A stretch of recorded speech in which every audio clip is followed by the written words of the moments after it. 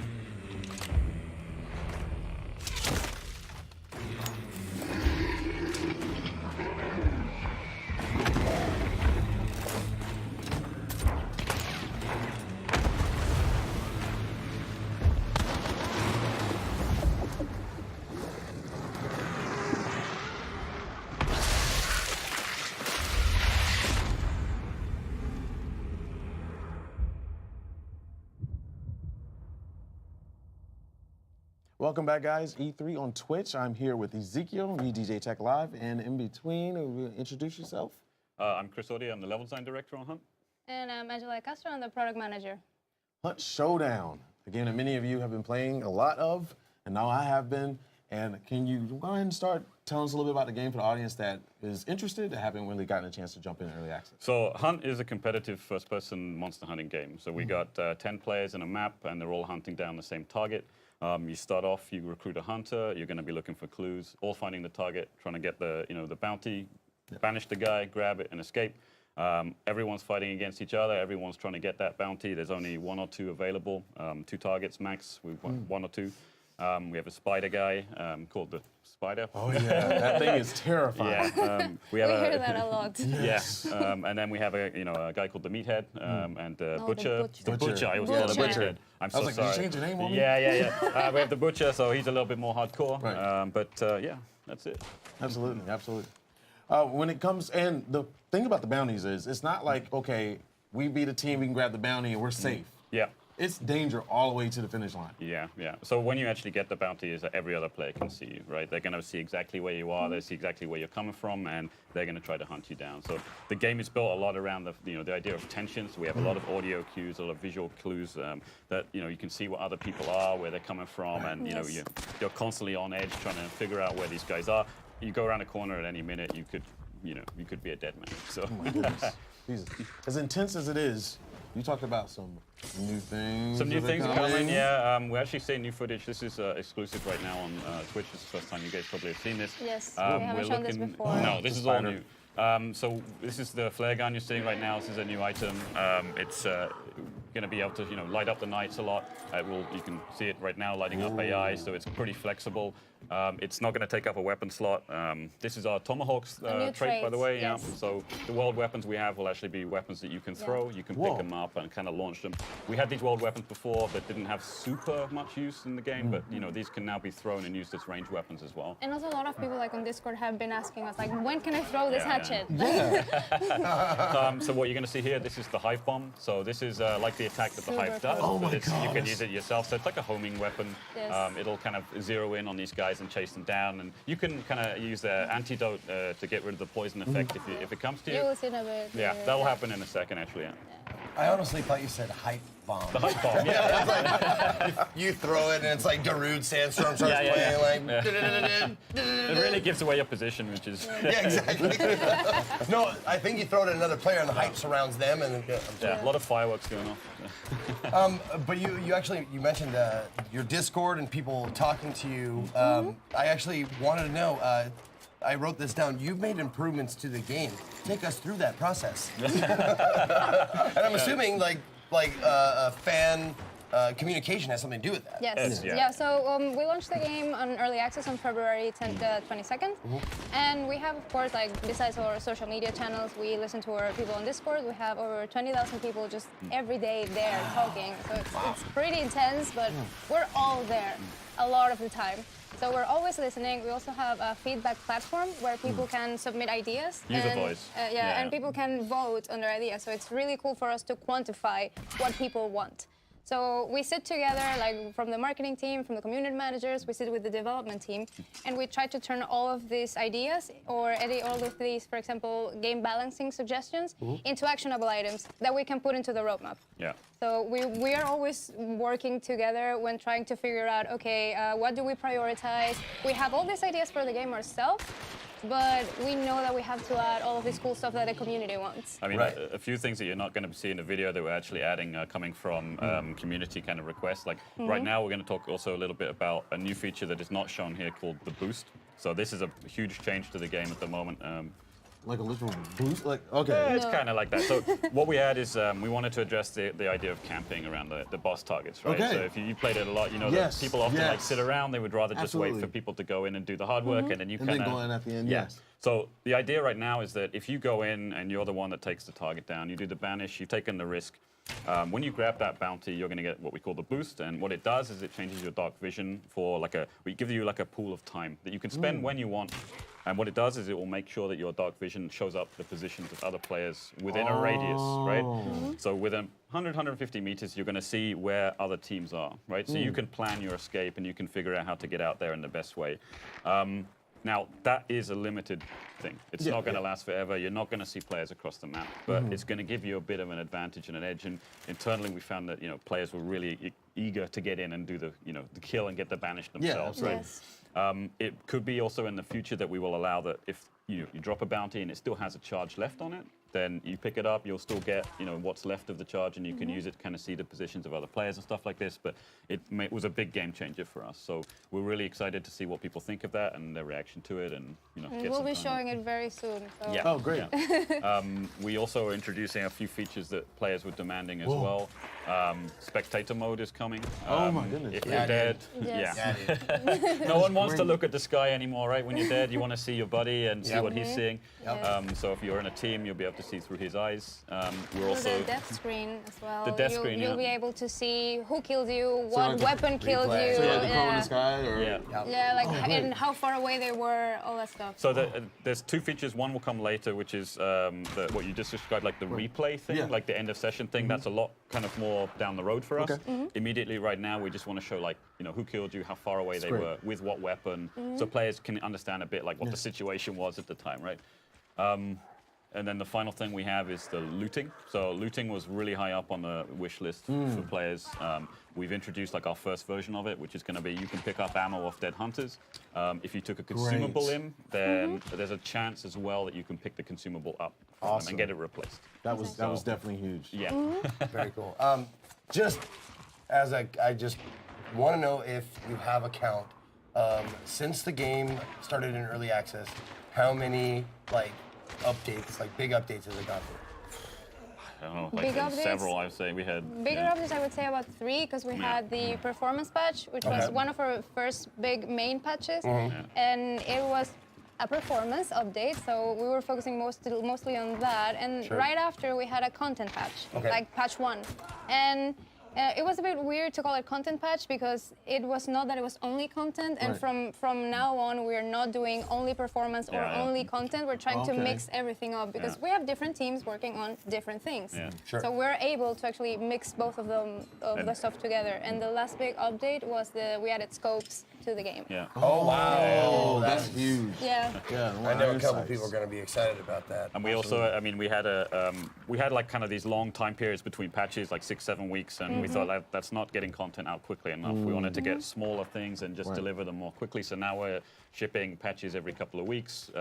we did a huge update on the performance side of things, the back-end stability, and did a lot of improvements on that. So Speaking of that, patch 1.5 is what we're going off of right now. You have some key features that a lot of people were asking for, especially me. Audio is a big thing for me because I use like stereo surround sound Yeah. stuff. And when you hear a bullet, hit something, you want to know what direction it came from. So you guys made some improvements on audio, and what's some other stuff that you added?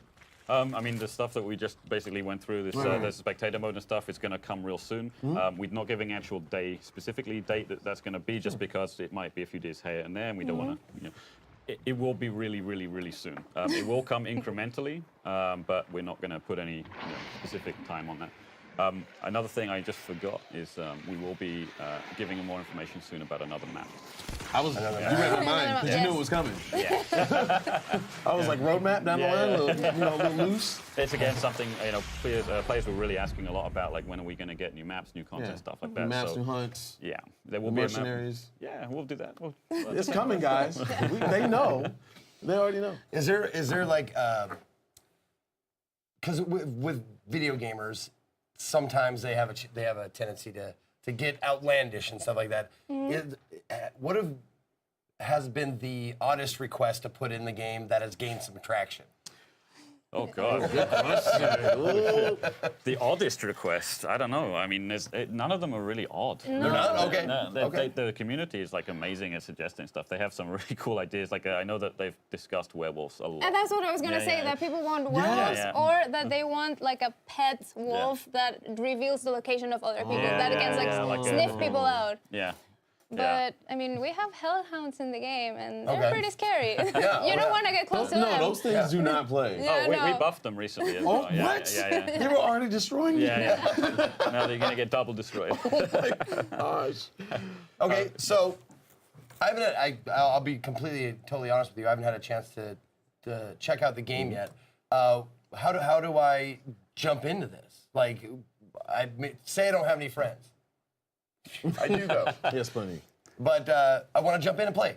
What do I do? The best place you can go if you need a buddy to play with is go to the Discord. There's so many players there who will help you out, like join up with you, go out there, and it makes it a much better experience when you have a friend there. You're talking to them, you're kind of learning how things are. The community we have right now is actually friggin' amazing. Those guys are like super awesome. They're always helping people out, like getting people into the game and discussing stuff with them, teaching them how to play. It's been awesome. So I would say grab on the Discord, get on there, talk to people, hook up, and go play it. Do you guys have voice chat rooms and stuff like Oh, that yeah, for yeah, people? yeah. For For people to play in? Discord, Yeah. So absolutely. you provide the whole thing. Whole thing. Yeah. Yeah. That's pretty dope. That's great. Well, We guys, even thank you. have guys that created their own channels for their different kind of languages. So Oh. like we have Swedish channels, we have Portuguese channels, we have Spanish. Awesome. Yeah. Well, guys, thank you so very much. The last bit, where can they find it really quick? Huntshowdown.com. We're on Steam. All right, well, thank you. But guys, don't go anywhere. We have more content coming your way. Stay put.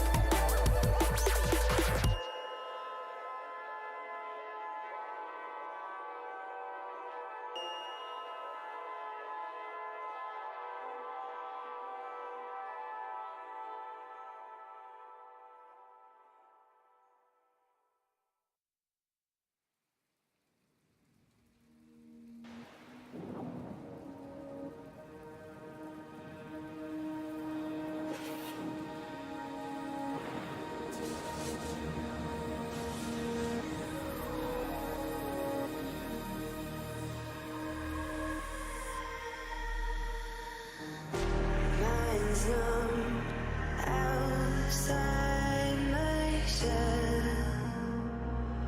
pulling me down, falling deeper.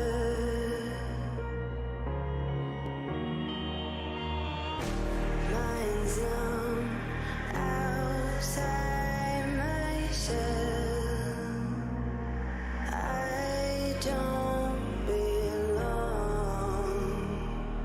pulling me down.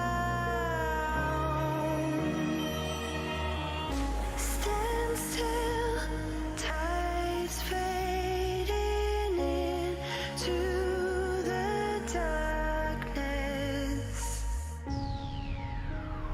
Leave me.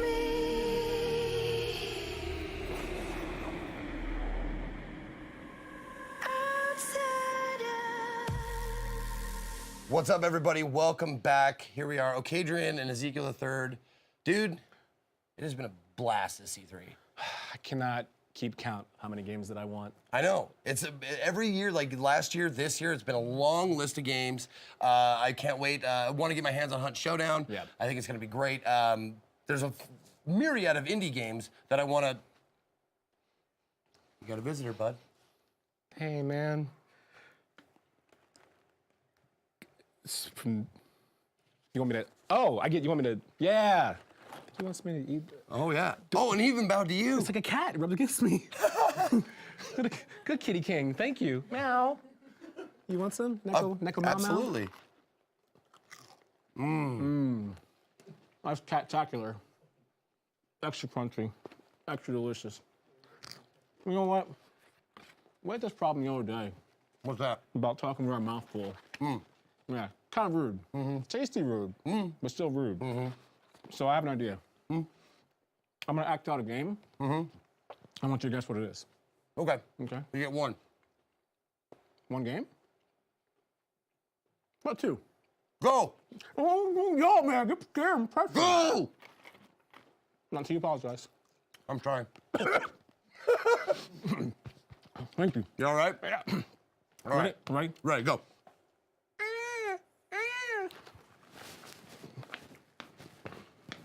Death Stranding. Yeah. Yeah. All right, nailed it. One for All right. one. All right. Right. We got to go to break now. Well, we got more stuff coming to you. Don't go away.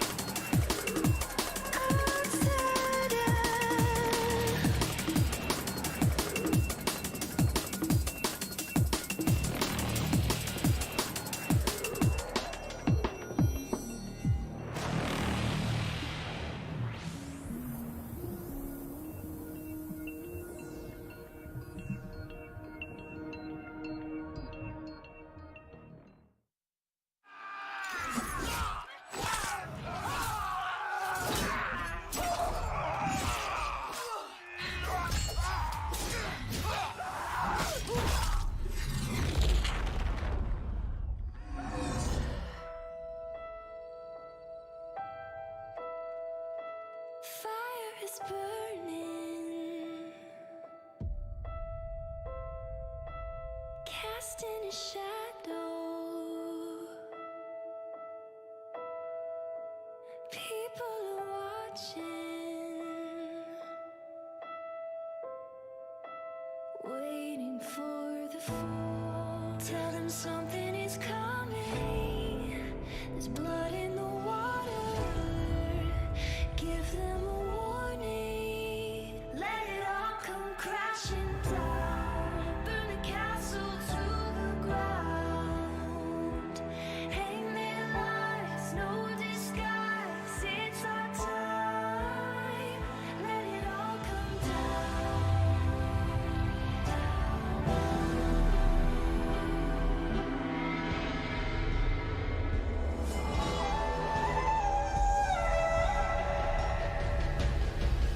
Let it all come crashing down. Burn the castle to the ground. Hang their lives, no disguise. It's our time. Let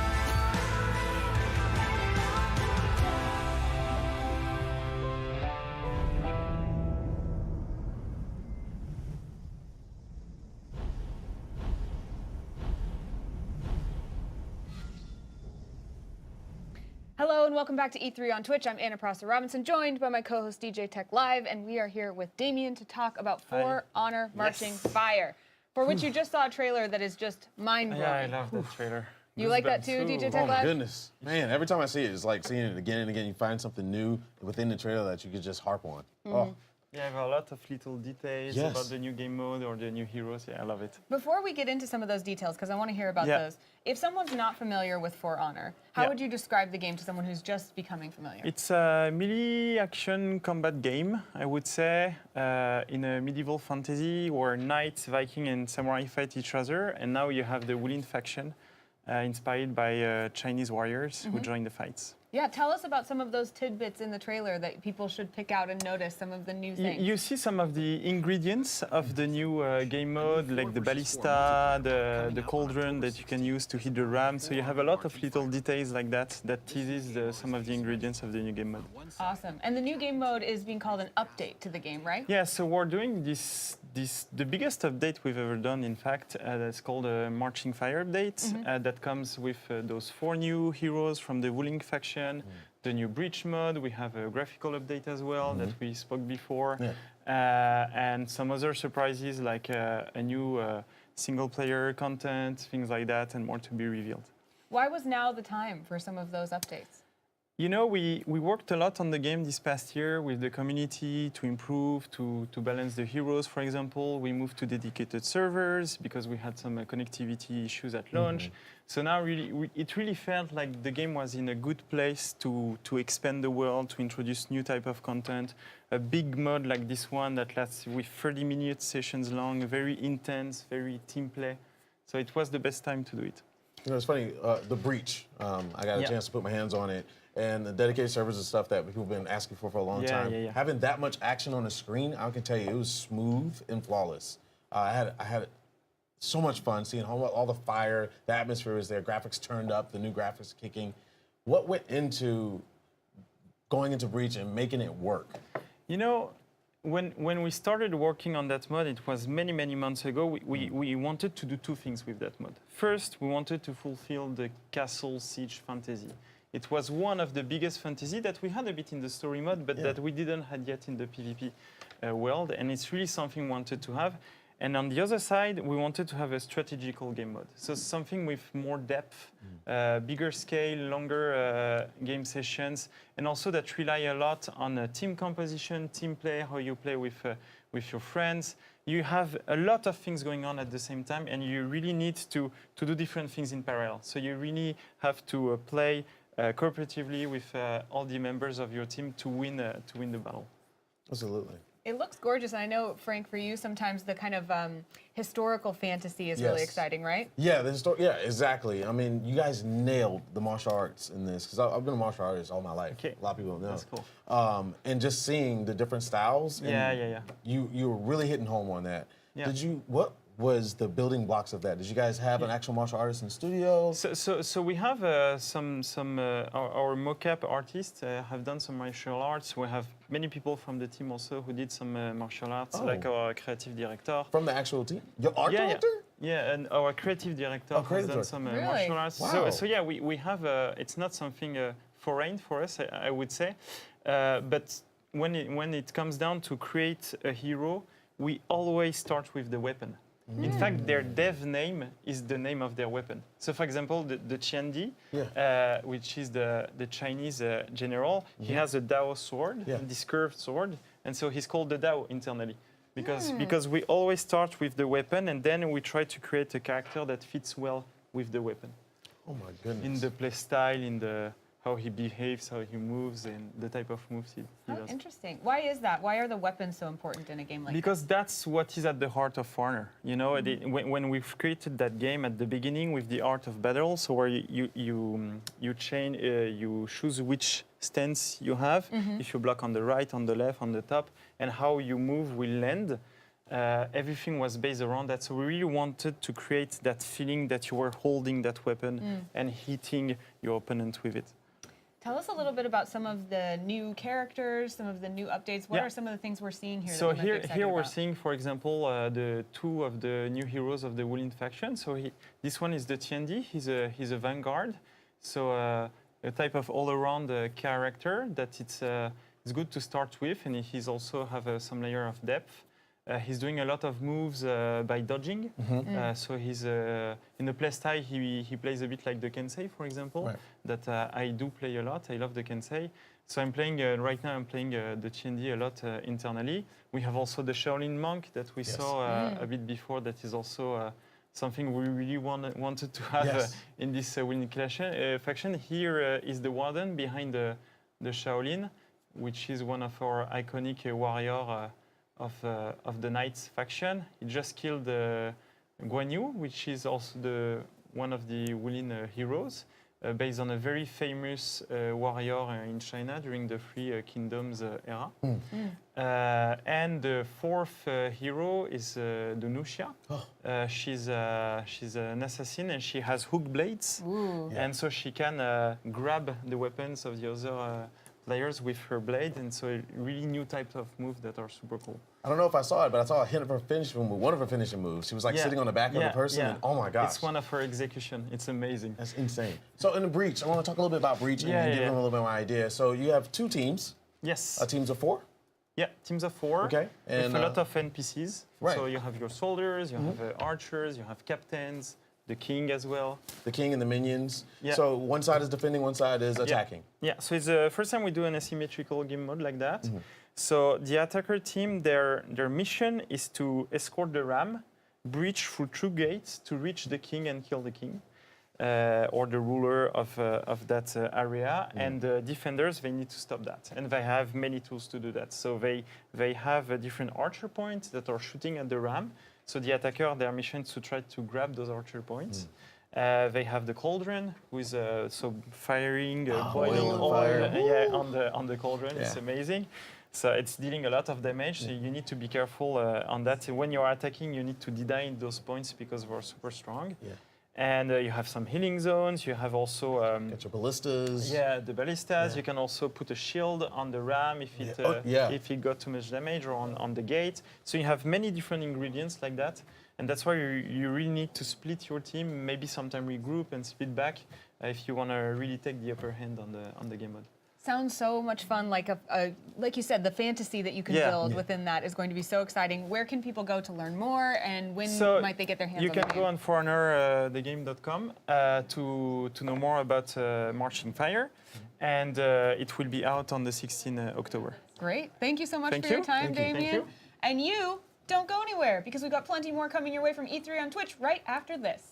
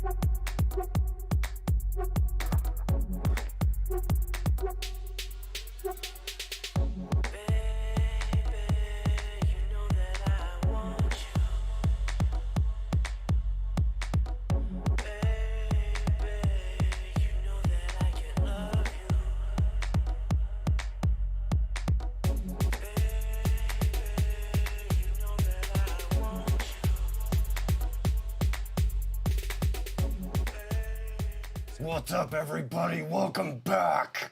We're here live from E3. And I'm just trying to get in character. No, that's great. for the game. That was Yeah. about what I Rage. expected. Exactly. We got Okadrian here. We got Tim and Magnus. We're going to be talking about Rage 2. Yeah. Excellent, man. Good to have you guys here. I saw you guys or saw you at least on the stage, and you were looking, you're looking metal. Yeah. Metal. That little guy next to you, he was not even on camera. He draws the eye. You can't deny it. He's like That's the first place I looked on stage. I'm like, that guy looks so badass. Yeah. He looks like the cool uncle who gave you your first beer. Still giving to you too. That is so funny. Anyway, we're not here to talk about cool uncles. We're here to talk about Rage 2, which is a brand new game that's coming out from Avalanche and id Software. I'm so sorry. I do that every time. I've said that name a million times, and I will never get it right. Yes, id Software. Tell us about Rage 2 and why we should get it. Well, Rage 2, is a great collaboration between two studios that are amazing at what they do really well. Avalanche Studios, of course, the open world masters, and id Software, the gunplay, the gods of the first-person shooter. Yes. Nice. Is that in their contract? Do you have to say like a little writer? It's like you have to call us gods. Yeah. Like, really? Every time? Every time? Yes, every time. Every That time. actually is true though, so it's okay. Exactly, it is true. Yeah, So I didn't bat an eye when they said it because you're right on. Yeah. So first thing out of the gate is it's a Rage 2, so it's the second game in a series. And the first question most people want to know is, do I have to play the first one to really enjoy Rage 2? No, absolutely not. You can jump straight into the Rage 2 and you will enjoy it. Even though I would say you should play the first game because it's a good game. Right, yeah. So, but you don't need it. This game stands alone. It's have some ties into the first game, so we build on the same universe, and it takes place fictionally roughly 30 years after the end of the first game. Okay. So it has connections. Some characters is still around. You saw one in the on the showcase. It's Dr. Kvasir. He's there, still there, and there are a couple of other dudes around. So one of the things that we did to help separate this game is we have a new main character, and he talks. And for an id Software game, yes. So we'll fill you in on what you may have missed from not playing Rage, and Walker helps give context to the story. So just jump right into the pool with Rage 2. Excellent. So what is, I know you don't give away any spoilers or anything like that, but where do we find ourselves when the game opens? The game opens on a settlement called Vineland. Okay. And it is, one of the last kind of holdouts in this world. And unfortunately, the authority comes back. Yep. And, your world opens up. And then once you get past the small kind of induction area, then the world just opens. And you can go and do whatever you want. Just go out there and have fun. Yes. And open world, of course, which is a huge thing. I'm a big proponent of open world games. I love the idea of exploring, finding your own stuff, and they are not quests that you find out in the world. They are activities. Exactly. Pardon me? Activities. Activities. I said quest, and he said you could say that, or you could say the proper thing, which is activity. Exactly. You got sunned. Tell us about those. Well, there's a bunch of activities out there that Just reiterate that. yeah, exactly.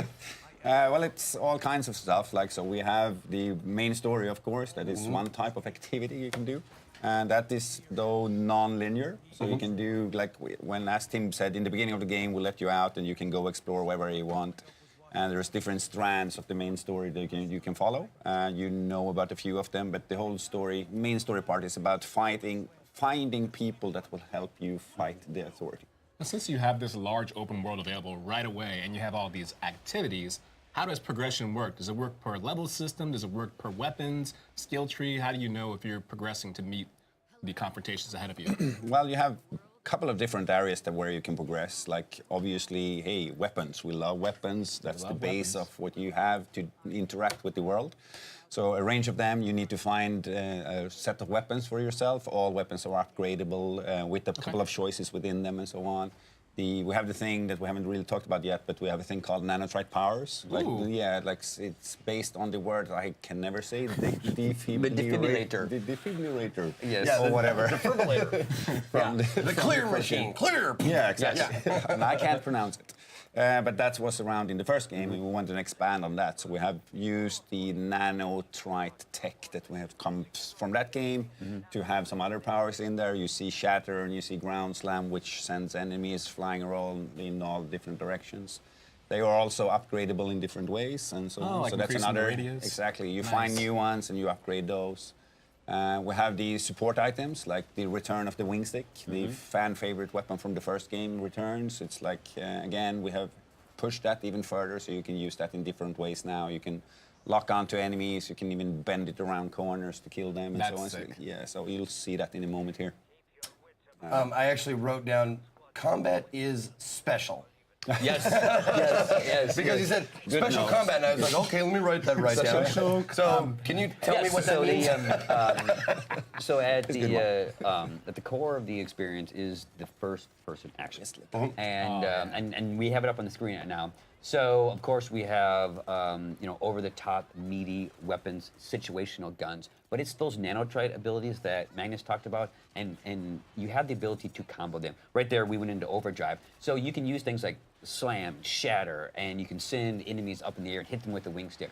So it's very packed, very fast. We encourage you to get into combat, and of course we have our collector's edition. Yeah. Yes, many people asked us, is that actually real? And it is. It is a real thing. You can get Ruckus on the wall at home. And it speaks. And the voice And the voice, Andrew WK. is the voice of Ruckus. That's actually Yes. wow. Yes, and so you can pre-order that now. But yeah, so again, it's Yeah. the It's a good one, intensity of doorbell. combat is something that we really Someone focused there. hard on. Man, Yeah. I'm glad you answered that question because we live in an age where companies control you. They can pull your leg, prank you and stuff like that. To know that is real, because Yes. that is the first thing I said. It's like, can I really get one of those? And you And it's can. awesome that you can. Yes. Where would you put it? What? Where would you put yours? I'd probably put it like facing the toilet, so I could look at it. It senses you, and it'll talk. Emotion, yeah. Emotion senses you. Emotions, isn't it? No, I'd have a conversation with Andrew WK while I was doing business. It was, Yes, he was really great to work with. He's he's a super dude. provided the songs so for our positive. trailers. Yeah. He was at a showcase, and now he's the voice of the Ruckus. right energy in his How many music. times do we for this see game. Ruckus? In the game? We're that game, okay? A little bit under the table. All right, nice. All right, one of the most important things in an open world game like this where you have to travel around are modes of transportation. So let's talk about vehicles. Vehicles, yeah. Like we expand, like we love vehicles at Avalanche, and we had vehicles in the first Rage, so we wanted to expand that and push that further in every direction we could. So we start with kind of the similar car park as came from the first one, and then we expanded into dune buggies, monster trucks, tanks, some flying things, and even some things that float. Code name. around. Yeah, exactly. Yeah, but the Avalanche guys, they have years of experience with vehicles and vehicle combat, and I've learned so much working with these guys. I thought I knew, I didn't. So it's really nice to because they're like, we've been doing this for years, Will. We got it.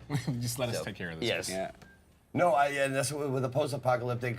Well, I don't even know if maybe that's an overgeneralization. Yes. Okay. Yes. It's post-apocalyptic. There you go. Okay. Yes, yeah. yes. From the biomes, like Magnus talked about, with the different environments, we have forests and trees, and swamps. We really try to do more than just a brown 50 Shades of Brown wasteland, like we had in Rage 1 and Mad Max. Yes. It's the colors of the environment, the colors of the characters, vehicles, and even the box art. You kind of feel bad for the enemies because you have all these sick moves you can do and upgrade. Like, how diverse are the enemies in terms of the abilities they have, besides that? That, look at that. As I'm saying it, Colossal Creature comes out and gives you double axe hand smash. Yeah. Now we have a wide variety of enemies as well. Like we have shown one here, like the faction that is called Goon Squad, and you see every now and then you see a couple of others one in these release videos here. But the Goon Squad is one of them. They're super crazy, colorful tribe or gang. Can you make friends? Or is everybody like an enemy? No friends allowed, no alliances. No, not exactly. Just shoot everybody. No, well, There it is. Game done. Ship it. Get that out of the way.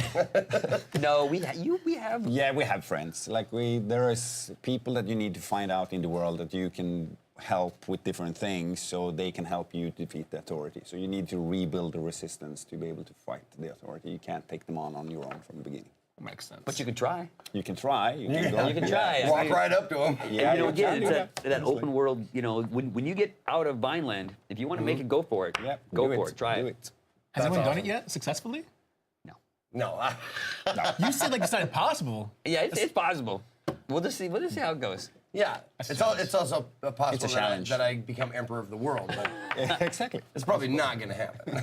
We'll see about that. No, that's one thing I actually that I think sets it apart from other possible titles in the genre is the colorfulness of it. It's not all like dark doom and gloom.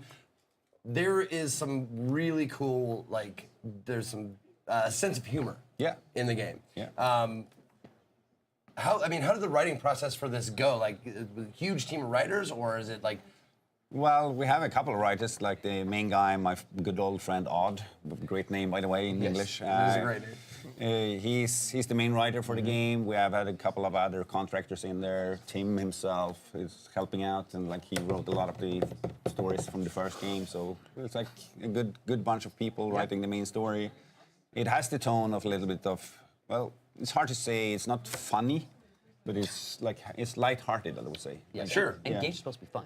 Yeah, Yeah. exactly. Yes. I agree. Sometimes people lose that. Yeah. And we make games that are fun. Yep. Yeah, I mean, I don't see why something in this kind of setting can be ridiculous and fun. No, and, totally. Yeah, absolutely.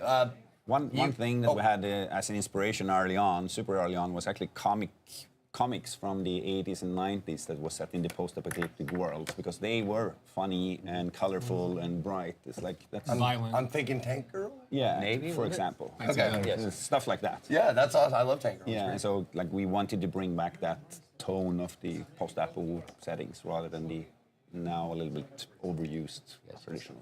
Very cool. Well, you can get Rage 2 on all the consoles. Yeah. Yep. I mean, Spring next year. pre-order it. Pre-order it for Ruckus. Now, Pre-order it. Ruckus. You get the Ruckus. Yeah. You get the head.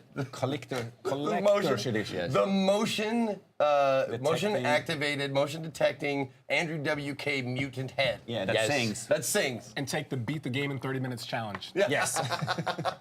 Well, thank you guys very much for Yes. coming down. I appreciate it. Thanks, Look man. forward So to much. checking out more Rage 2. Pre-order it now. It's going to be available to purchase spring 2019. Don't go away. More stuff coming. Stick around.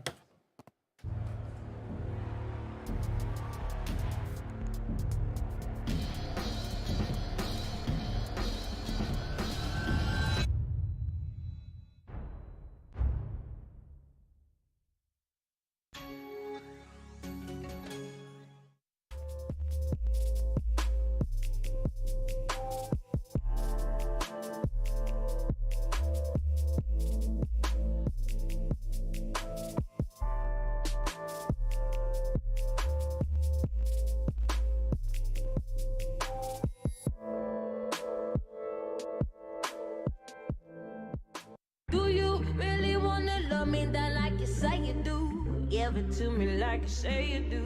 'Cause it's home enough for ya.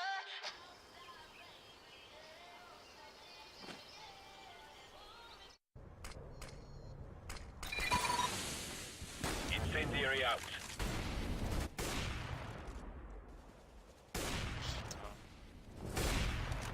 Did I seriously get that dude in smoke?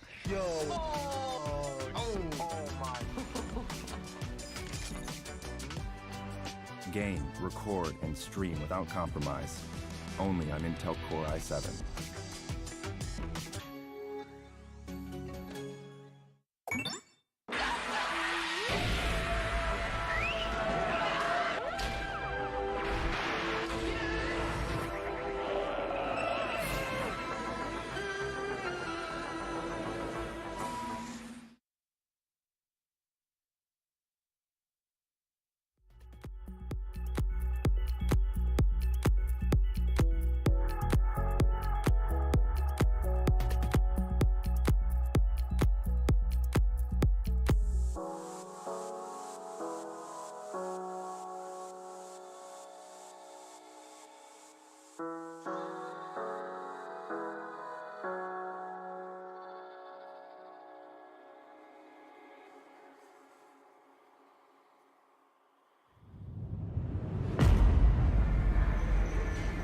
In 2077, they voted my city the worst place to live in America.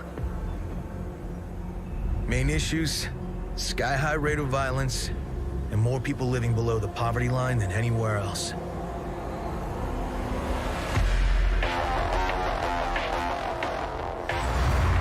Can't deny it, it's all true. But everybody still wants to live here. This city's always got a promise for you. Might be a lie, an illusion. But it's there, just around the corner. And it keeps you going.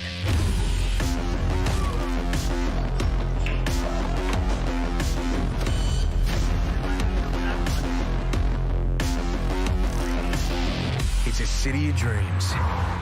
And I'm a big dreamer.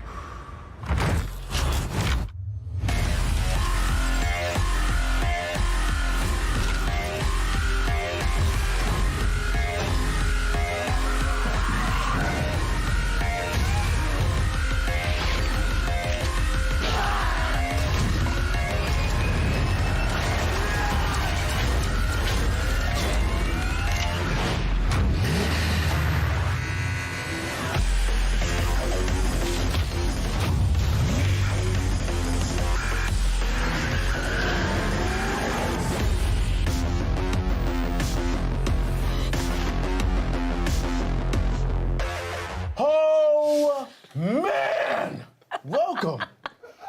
Welcome back to E3 on Twitch. And we have a show for you. We have Kira with me and Miles from CD Projekt Red. How many of you guys screamed when you saw that? I screamed beyond belief. I didn't know I could hit that high note, but I did. Let me tell you right now. Man. Oh my goodness. People have been waiting and waiting and waiting and have been hitting you guys up. Everyone's following your Twitter nonstop. You guys just flew on our radar, smiled, gave a glance, and then it happened. Before we get into anything, please tell the audience, what is Cyberpunk 2077? All right, big question for a big game. Yeah, Cyberpunk 2077 is a narrative-driven open-world RPG. You take on the role of V, an urban mercenary, and the world is constantly trying to get you down to your knees, right? What you're basically trying to do is make your own stand in this world and carve your own path. You get to play as a cyberpunk, sort of, which is not necessarily, mercenaries. The one you take the control over is a cyberpunk, but mostly it's an attitude thing, right? You choose to live outside of the system, you make your own rules, and you try to take things into control. So it's story-driven, open world game with a lot of content and our trademark RPG polish. Let's say that. Okay. I know many want to know. You are known for Witcher, Witcher 3 being the latest. What is the difference between Cyberpunk and Witcher 3, and what can we expect? All right. Most notably, I guess that would be the switch to a first-person perspective. Absolutely. And I've heard some people go, yeah, that doesn't seem very typical of CD Projekt Red games, right? Because previous games have been done in third-person perspective, or I don't know what our card game, Gwent, qualifies as when it comes to perspective. But I think for us it makes perfect sense because we've always been a studio that focuses on making really, really good RPGs. This is what we do. This is what we specialize in. And while working on Cyberpunk, we quickly realized that in order to maximize the player's immersion, to really create a new standard of immersion, we needed to switch perspective. It really makes a lot of sense once you see it running. We have an entire dialogue system that is built just to work with it. And it's sort of us doing our part to give first-person perspective back to RPGs, right? I think it will work out really nicely. I know there's people very worried about it for various reasons. One being that it's an RPG. I want to take a look at my character. I gear up, right? You'll have gear, lots of it. You'll be able to equip a variety of different weapons, armor, and the whole game is about style and looking cool. So you'll be able to get a lot of screen time for your character in various cutscenes. You know, when it makes sense, we'll try to give you this third-person moment without trying to break any walls. Okay. Talk a little bit about the character of V and how you can customize the character. Right.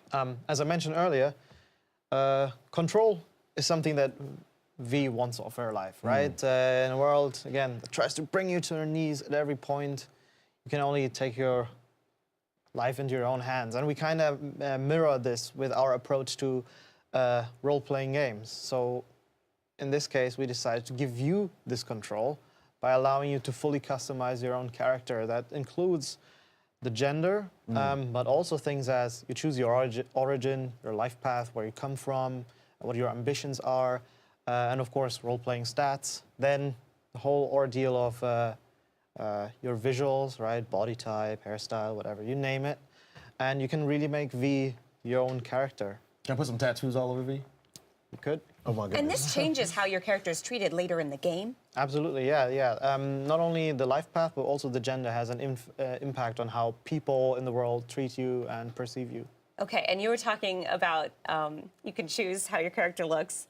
I love getting new clothes for my characters in games. It's kind of a guilty pleasure of mine, like playing games where I can like dress up my character and look really cool. So I read a little something about V being able to put on a jacket that like ups her street cred. Right. So are all of the clothes going to have like bonuses, or can you just put on stuff and look really cool? Yeah, I mean, it's a full-blown RPG, right? So equipment with stats is kind of, a no-brainer almost, right? And yeah, Street Cred is a particularly interesting addition to this game because it's basically, we say, a kind of experience point you can get from completing open world activities or side quest activities. And it basically mirrors your reputation as a mercenary in the game world. And depending on how high your Street Cred is, different characters might approach you in different ways, and you'll unlock new content throughout the world. Now you said worlds. So I'm a sucker for detail. I look at everything, everything. So, Night City, is it fully interactive? Is it alive, the city itself, and that car? Can I drive it around everywhere? Because, I mean, it's a really neat looking car. Yeah, I can give you, so I'll answer the first part first, right, and then the second part. Interaction is a really big thing for us in an open world, especially when it comes to RPG content. We want you to be able to really have a feeling of I'm in control of things. I can walk around and do the things that I want to do. There's small details we added to the game world to enhance this experience in the demo that we're showing behind closed doors. Sorry, everyone. You'll get your chance. No worry. It's just not there yet. We have an ad of a soda machine or like of a soda brand. You can go there and interact with that ad, and this ad isn't just there to look nice, but it actually tells you where you can then buy the product it's advertising for. Oh. So small things like that that you can use to make this game or the world feel more like it's actually a world that exists that you can inhabit and be part of. And being an RPG, I would imagine this has some sort of a progression system. Absolutely, yeah. Can you talk a little bit about that? That's something where we're still, designing a lot of things and balancing things. Of course, we have a leveling system that is based on experience points, right? We have the Street Cred system that sort of runs parallel to it. Players will be able to use, to utilize different abilities and skill into different abilities as well. We have entire actually, maybe that's something I can rather touch on that directly connects to that. We don't have a class system, right? We're featuring what we call a fluid class system, where basically we sort of design the game with multiple archetypes in mind, that being the solo, the netrunner, and the techie. But you as a player will be able to specialize in any combination of these and sort of create your own character. Again, coming back to control as a thing you do.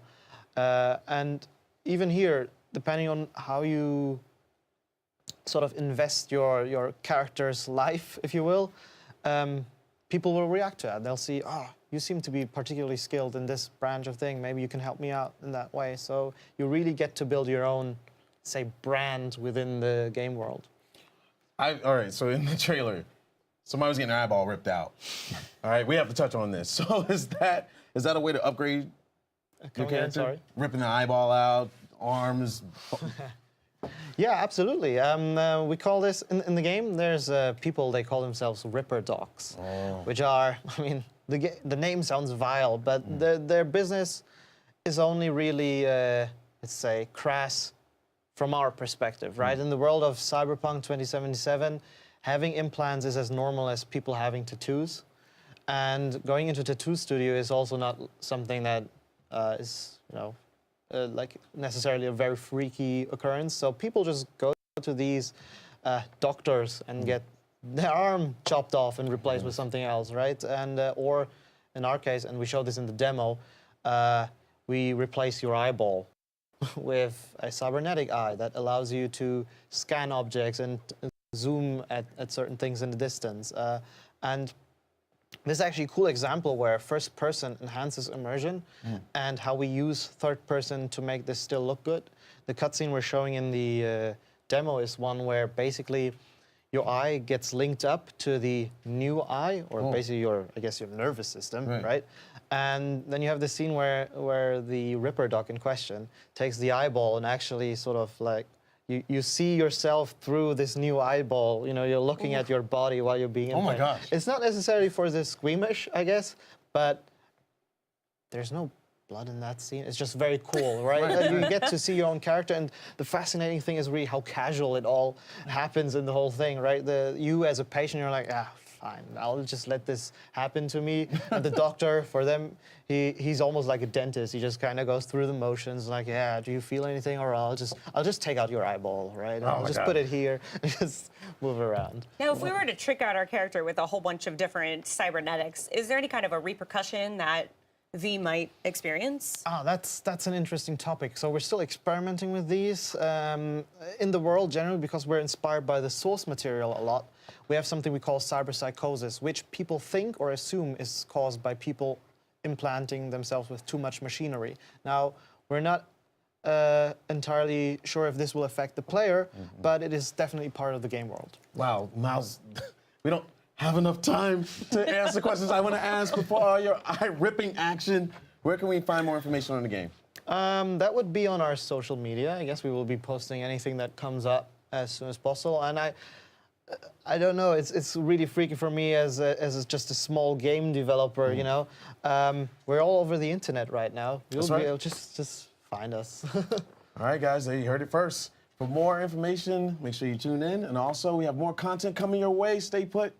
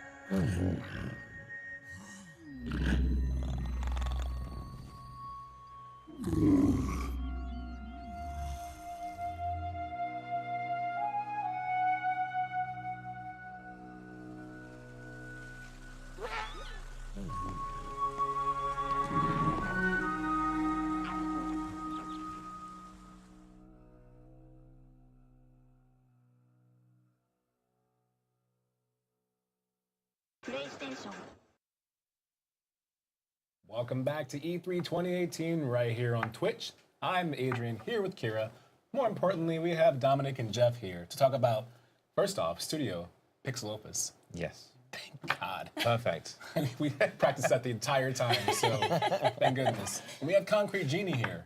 And we were talking like during the break and between all this, how there was the reception, the worry of, are they going to like my game? And so far you said it's been good. Talk about that. It's been really good. I think of all the games I've ever worked on, I've been more anxious to see what happens when people get their hands on it. Right. And it's because there's so much power and freedom in how people paint in the game. And we've put so much effort into making sure that anyone can make something that looks good. You don't have to be an artist to play the game. And so that's taken a long time to try to get just to this point. And people have been responding really well and making beautiful artwork, which has been great. As somebody who cannot draw or paint, I really appreciate I that can't draw either, creativity. yeah. No, being able to just jump into a game and make something beautiful and not have to critique it too harshly, you know, be like, oh man, my art, or do that art, it looks so stupid. I can't wait to get my hands on this. It looks beautiful. Oh, thank I was wondering that too about when the game was first introduced, and I was watching videos and I saw the artwork, and I'm like, man, people are really, really good. And then I saw you have a system set up to how you do the artwork. How's that operate in the game? Well, we make sure that every brush that you use has different levels of animation. We actually do quite a bit of pre-visual development with using actually 2D hand-drawn animation, so that it gives you the feeling that your brushes are come to life, that they come to life, basically. And you basically author them by motioning the DualShock. So it's very intuitive and kind of accessible. And then all of the marks that you make as you're painting blossom and kind of flourish into this amazing living artwork. And you get to make these cool creatures as well. Now, why are we doing this? I mean, you could just have any game that does art, right? Just paint all over the place. But what's happening? What's in the world? What's the point? Right? Yeah. So we've invented this town, Denska, that's unfortunately befallen an environmental disaster. And it used to be this vibrant fishing town.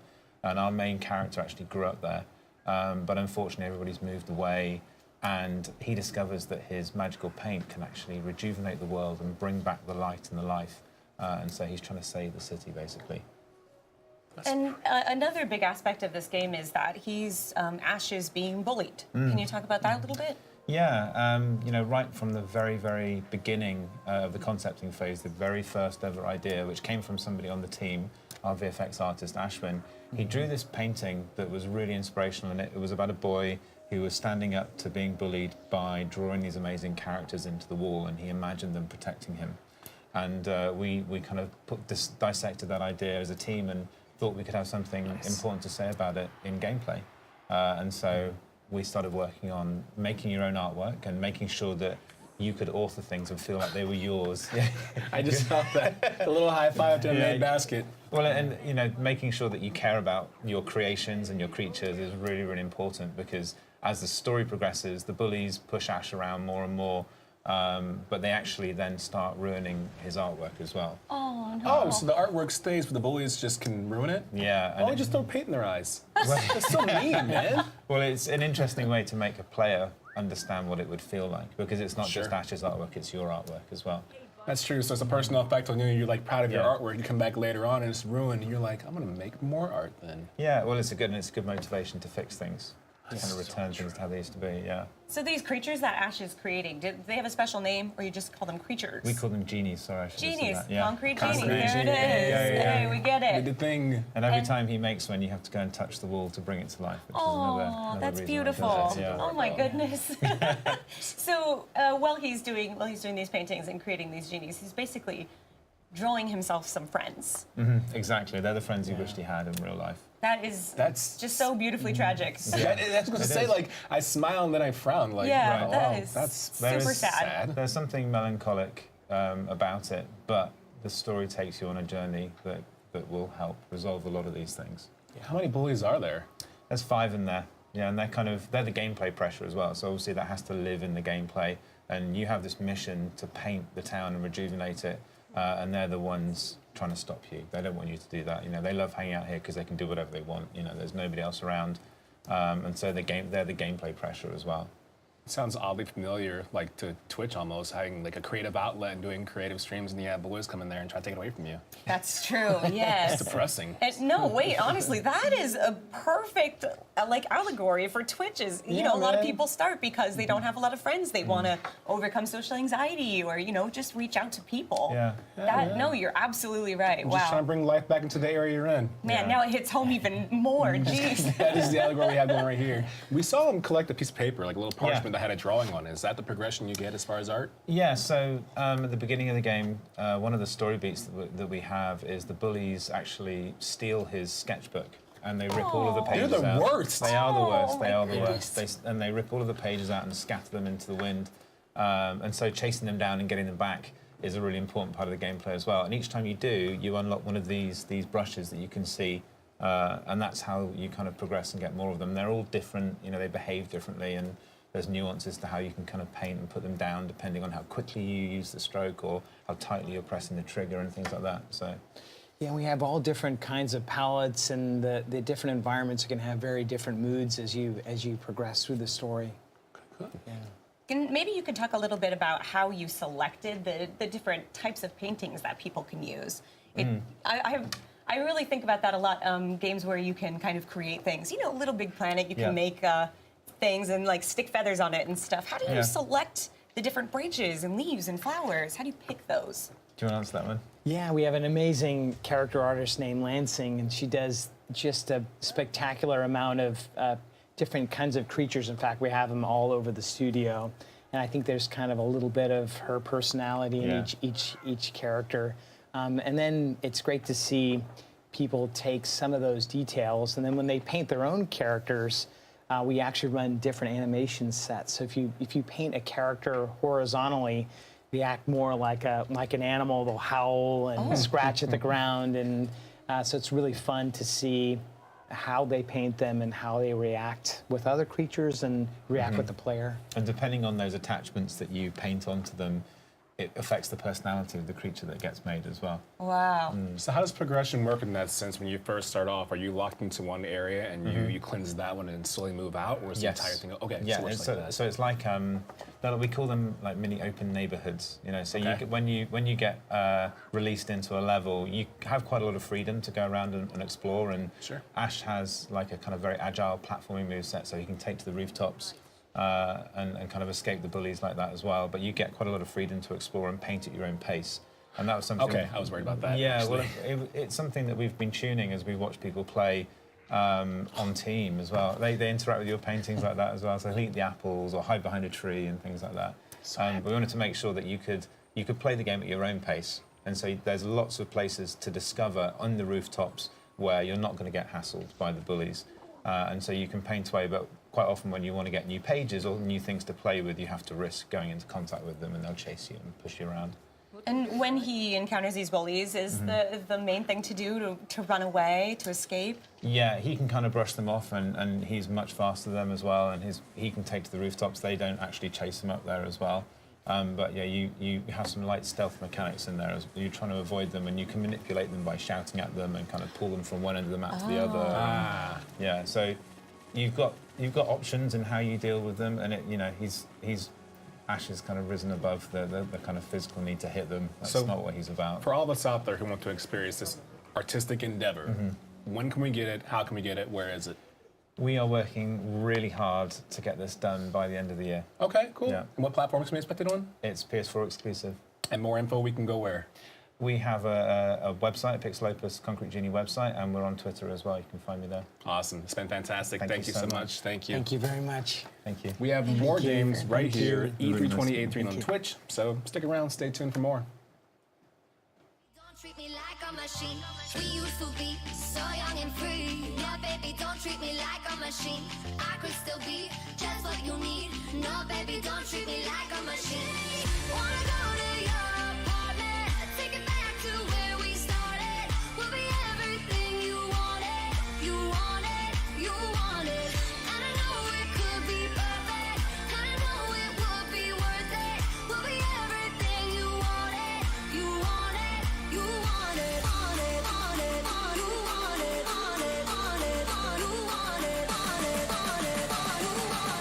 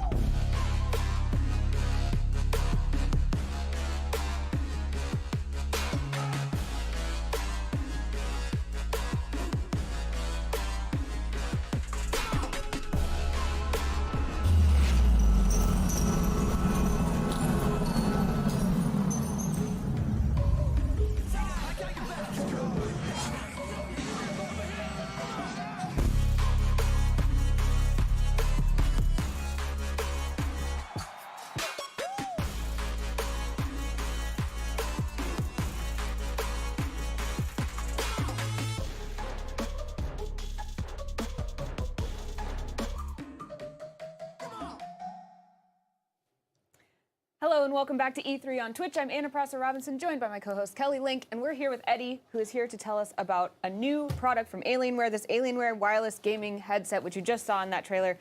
Eddie, you have it right in front of you. It looks gorgeous. Thank you. Thank you. Yeah, we just launched this week. We're very, very excited about it. It's our first headset in over 9 years. It's taken us about 3 years to actually bring it to life. And we've spent countless months testing it, making sure gamers love it, finding out what they don't like, what they do love, how to make it better. And it's a long and passionate kind of journey bringing it to market. We're very proud. People have been so stoked. I can't tell you, coming to the booth, checking it out. They put it on, and they really can't believe how comfortable it is. So we've been having a lot of fun. That's awesome. I have to confess, I was a little bit like, Alienware making a headset? Yeah. I was kind of excited because I know you guys, what you put into your gaming hardware. So let's start actually by talking about the mic, which maybe is a little counterintuitive. Sure. But for streamers, especially because we're talking to a lot of streamers, I know that that's really important, is what is the quality of this mic? Yeah, well, first of all, it's really cool because when you look at it, you really can't see the mic right away. It's very nicely stowed. But actually, when you retract it, you'll notice if you get really close or if you wear it, there's actually a voice that says mic on, and when you put it away, it says mic off, which is a great way to mute the mic, right? Totally. So when you're not gaming, if you're chatting with anybody and you just want to quickly mute, you can put it back, and it's instantly muted. But the mic, as you can see, it comes out. You could actually adjust the direction of the actual piece in the front, and it is also noise canceling. So. That's really important, especially in team-based play, or if you're just talking to a buddy.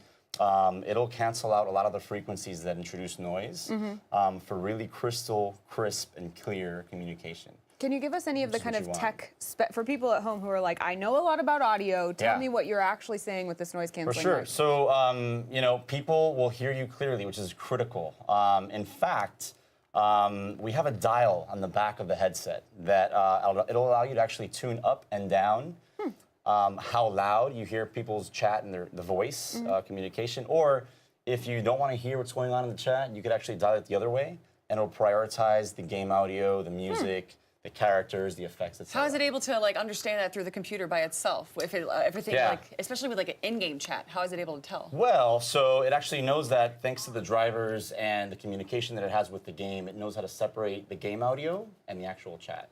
Or if you're using Discord or some other kind of platform that allows you to speak with the players, you can do that. And what's awesome is that there's no loss in quality by mixing those two signals. In fact, you'll notice over here, we've got our transmitter. It's a USB 2.4 gigahertz transmitter. It just came out of there like magic. Yeah, really. Yeah, that's pretty convenient. You can put it just like the mic. It's like little hidden trinkets and little things everywhere. Yeah. So, and it's really important. I want to share with everybody. It's not a Bluetooth connection. It's a true 2.4 gigahertz wireless connection. So you get tons and tons of bandwidth, and that actually allows you to have up to 7.1 virtual surround audio, which is awesome. Yeah, we actually, at our booth, we've got some software.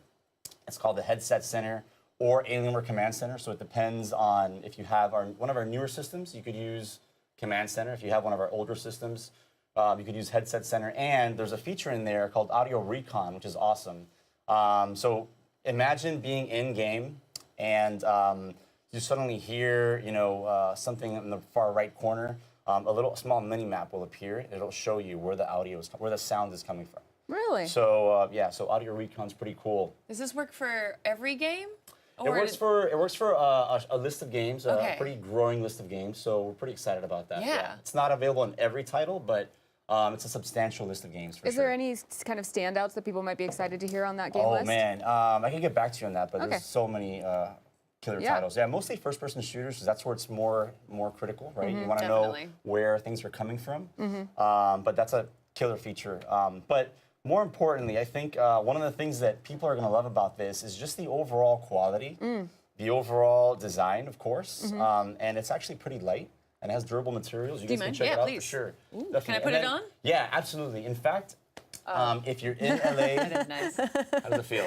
It's really nice. I had to wear, back when I worked for a different company and streamed on their equipment, had to wear a heavy headset, and it gave me a headache after Yeah. playing for 3 hours every day. This is so comfy and plush. And I like that it tells me where right and left ears are. Those are big left case and you right forget, markings. right? Yeah. Yeah, there you go. You never know.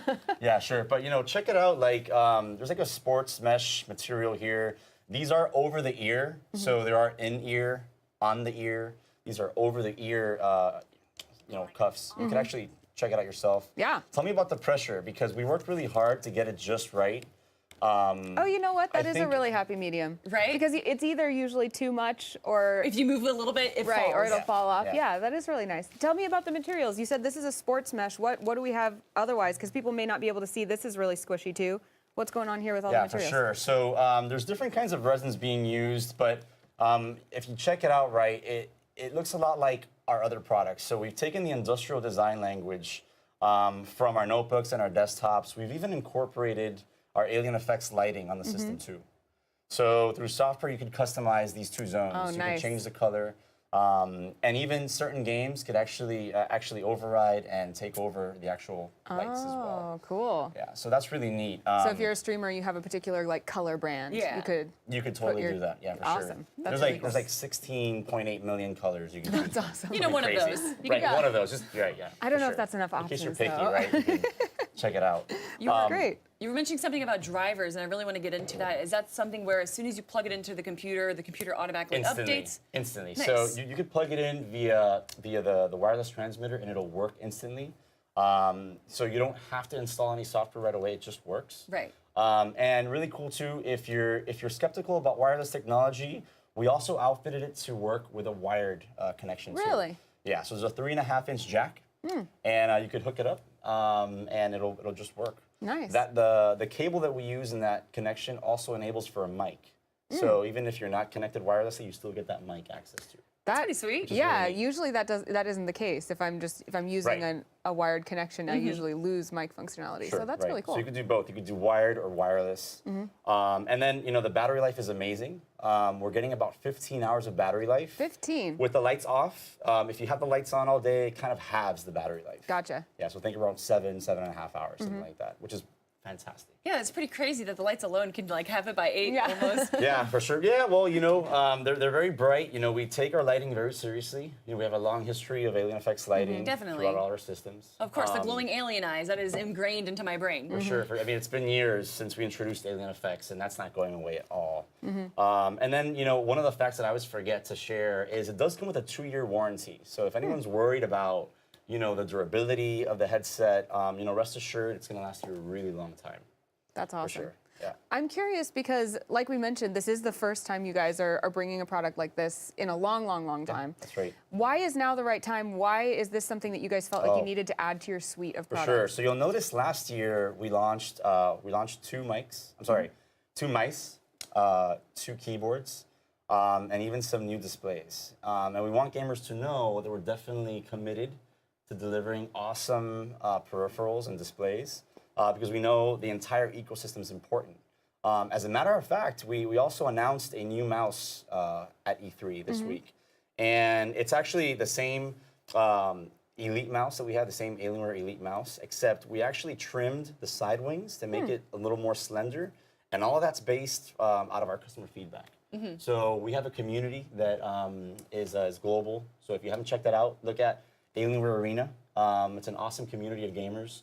And they're very vocal and we're always listening. So we want people to know that these aren't one-offs. We definitely intend to continue to mature the entire ecosystem and bring the best peripheral. So we want to hear everything you guys think about it. Whatever you love, whatever you don't love, we want to know so we can just keep making it better each time.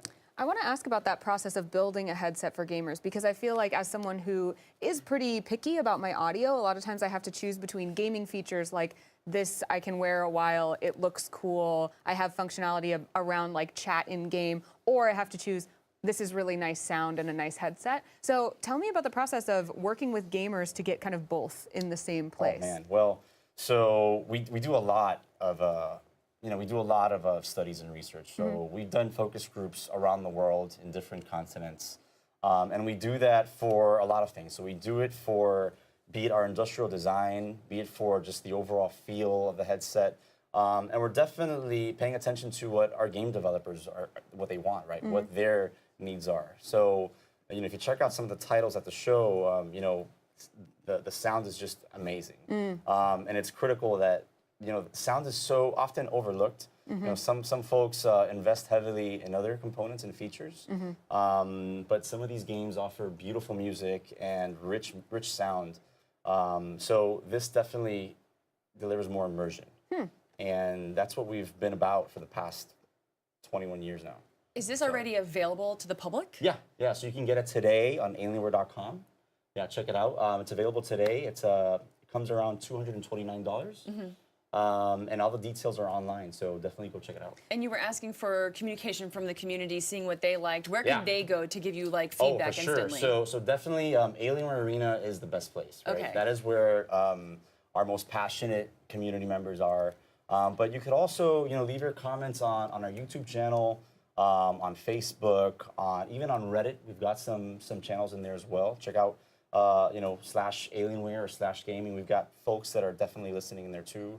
So there's tons of places for you to share your feedback. I know this is probably something that not many people have to deal with, but sometimes I just listen to music on my wireless headset and I walk from my computer. How long is the range? Oh my goodness. So that's actually awesome. So it's about 40 feet, up to 40 feet. Absolutely. That's insane. That's much more than a usual Bluetooth connection, right? Yeah. So remember, it's not Bluetooth. I know. That's what I'm saying. It's because you have this true wireless connection. So 40 feet. Yeah. So definitely, you know, sometimes I also use it for work. And when I do that, right, like sometimes I'll walk away from my desk and I'm still exactly. Yeah, for sure. And it's awesome. And the quality of the audio is incredible. I mean, I know you know might be biased or whatnot. A little bit. Working anywhere, but check it out. You know, if you know a friend who's bought one, if you're at LA and you can come to E3, check it out. It's incredible. We even have a small room at our booth where you could check out a special audio experience. Oh, cool. A little video. I was going to ask you, can people try this on the show floor at E3 if they're here? For sure. Where at your booth, and then you said maybe some other also partner at the Twitch booths? booth, yeah, for sure. Awesome. Cool. Yeah. The Twitch booth is a great place to go. Yeah, for sure. I highly recommend it. I would agree. Well, where else can people stay in touch with you at Alienware? We had all of the different places. Anything else you want to say before we unfortunately have to sign off?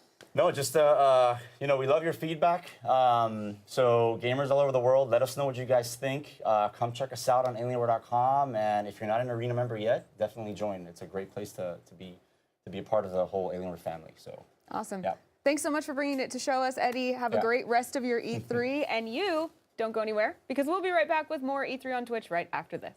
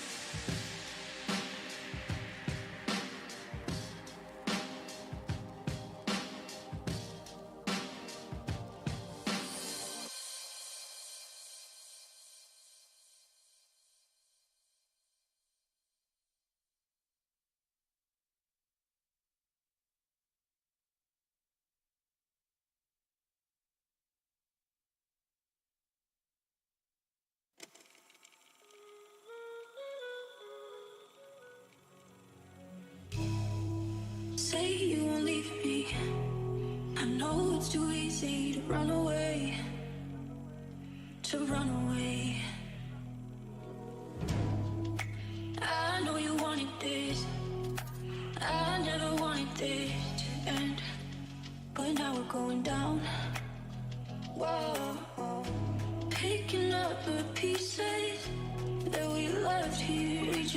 lives here. No way of knowing where to go now, go now, go now. Where to go now, go now, go now. No way of knowing where to go.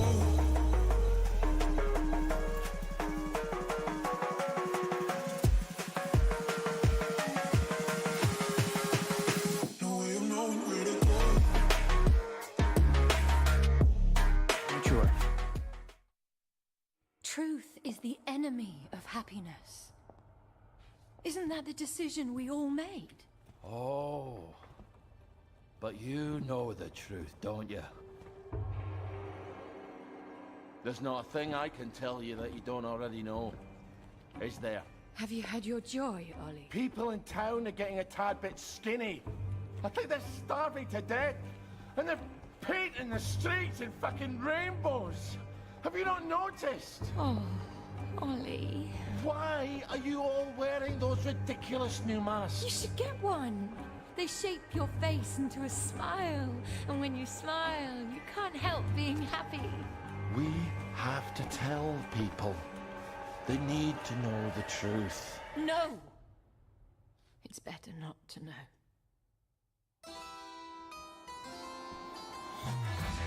Wakey, wakey, everyone. And it's another fabulous day in Wellington Wells. Do what you should be doing, and you never have to worry. Sally? Arthur, we're practically the only two people in this entire city not stoned out of our minds on joy. It's not a lovely day for it. It's a fucking terrible day for it. If you force people to have the emotions you want, then you've turned them into robots made out of meat. Where is it? Where's the blackberry? You've gone too far this time.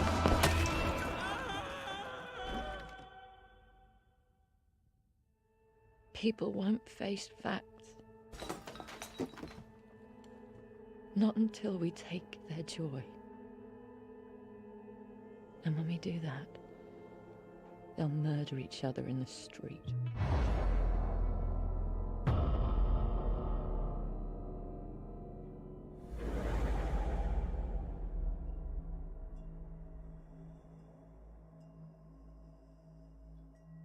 Welcome back, everybody. Live E3 coverage here at the Twitch studios. Kira's with me. How you doing? I'm great. How are you? I'm doing very well. I'm excited to talk about this game. Sam is here from Compulsion Studios, or Compulsion Games. That's right. My bad. We Happy Few is a game that we saw a first look at it quite a while ago, actually, and I actually got my hands on it to play the game in its first iterations, like over a year ago, and it's gone through a lot of changes. Yeah, I mean, we've had playable versions of the game out in the public since about 2015. Mhm. So that's almost 3 years ago now. Because we had our Kickstarter campaign, and one of the things we said was, okay, well, if you back as part of the Kickstarter campaign, you can jump in and give us feedback and see how the game develops. And that sort of has kept going for the last 3 years, while we've also been building the story behind the game, which is what's coming out in August. Yeah. Excellent. Yeah, that's right. You actually have a specific release date, August 10th, 2018. That's It's coming right. out for PC, Xbox, and PS4. Mhm. Something happened with Compulsion Games. Yeah, so sort of a big surprise for everyone, but we were acquired by Microsoft. So we're a big part of the Microsoft family now, which is very exciting for us. Pretty big opportunity. Yeah. Excellent. What does something like that mean for game dev? I think it depends on the game dev, but for us it means we have a very supportive giant family that we didn't have before. Right. Okay. You know, we've spent the last 9 years of the company's operation is basically pulling together everything we can and scraping together to get everything as good as we can make it. But I think what Microsoft offers us is an opportunity to say, okay, well, what if you don't have to worry so much about where your sandwich is coming from? Yeah. Yeah. And instead you worry about, okay, well, how can we push and build something that's even more interesting? And I think that's what's exciting to us. Yeah. So you mentioned you're adding a story to the game. Can you talk a little bit about the story? Well, so the story is, it's something that we've planned for quite a long time, but because we were in early access, we felt like a story was not really a good place, like a good thing to put in early access.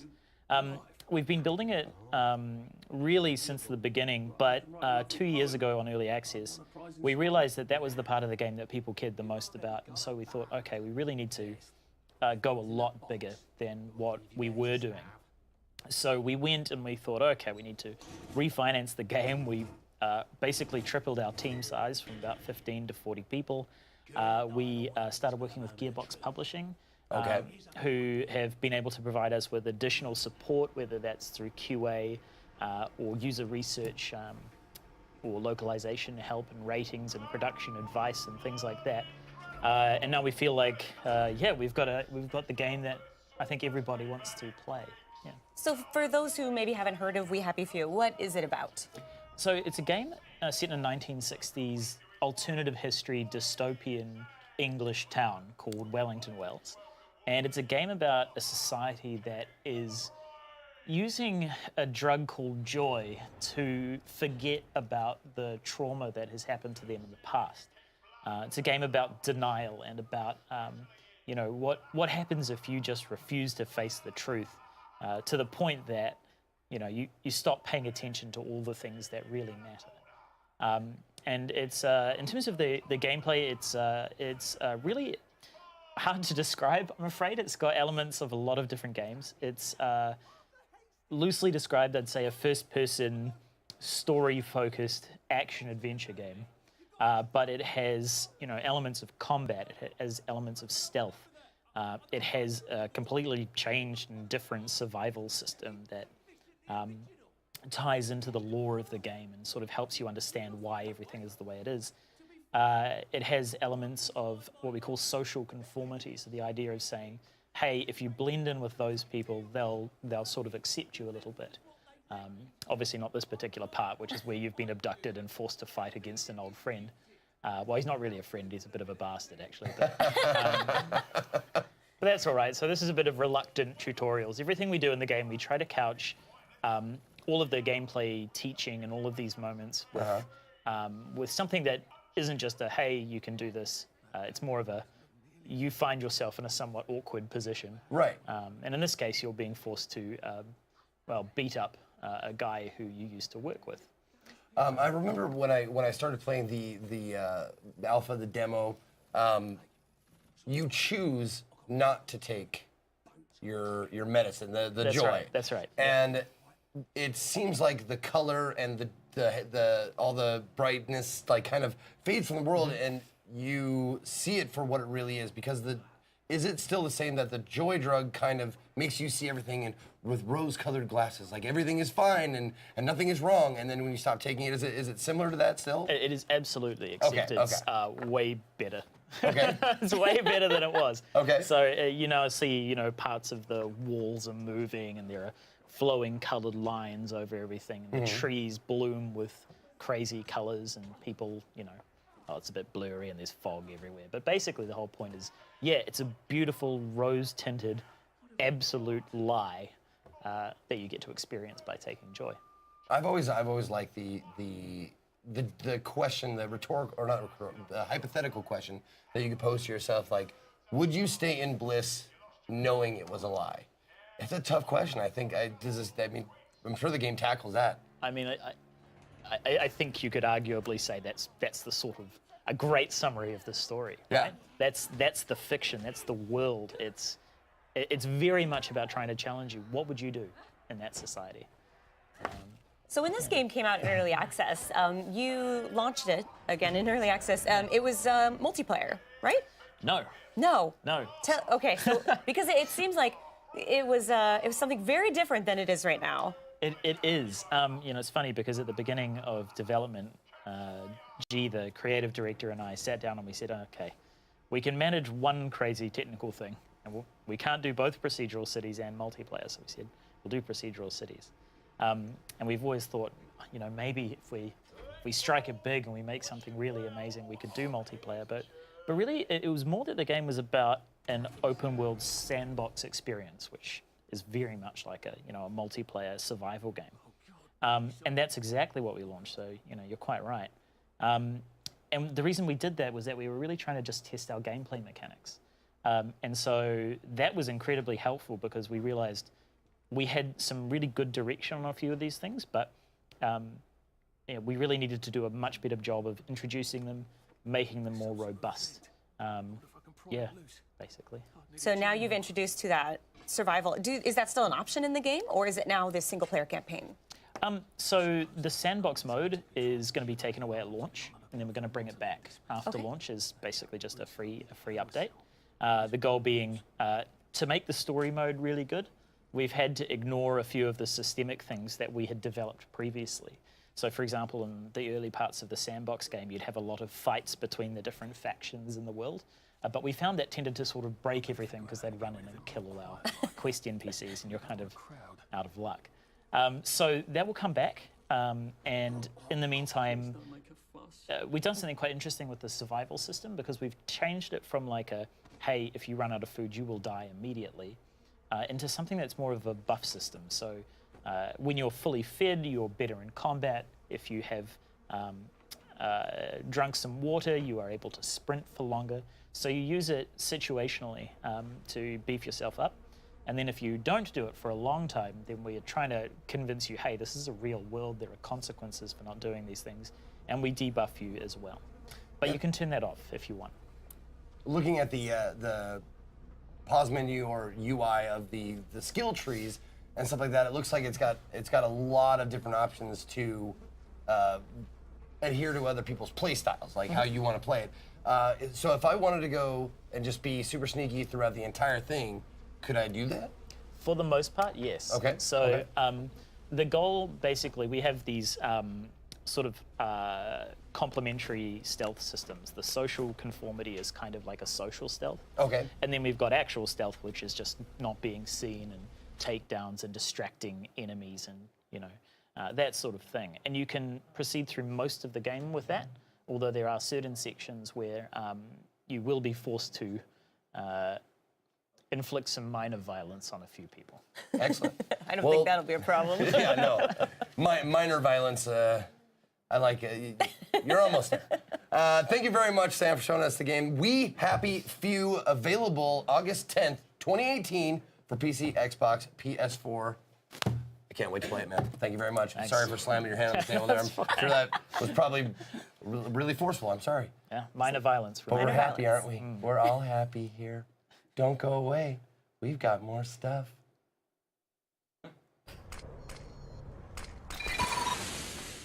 Incendiary out.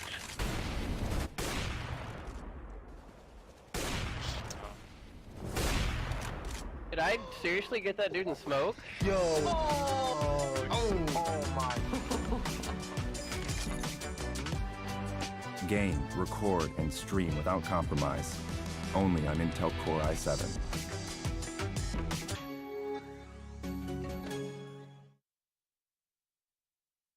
Jurassic World Evolution.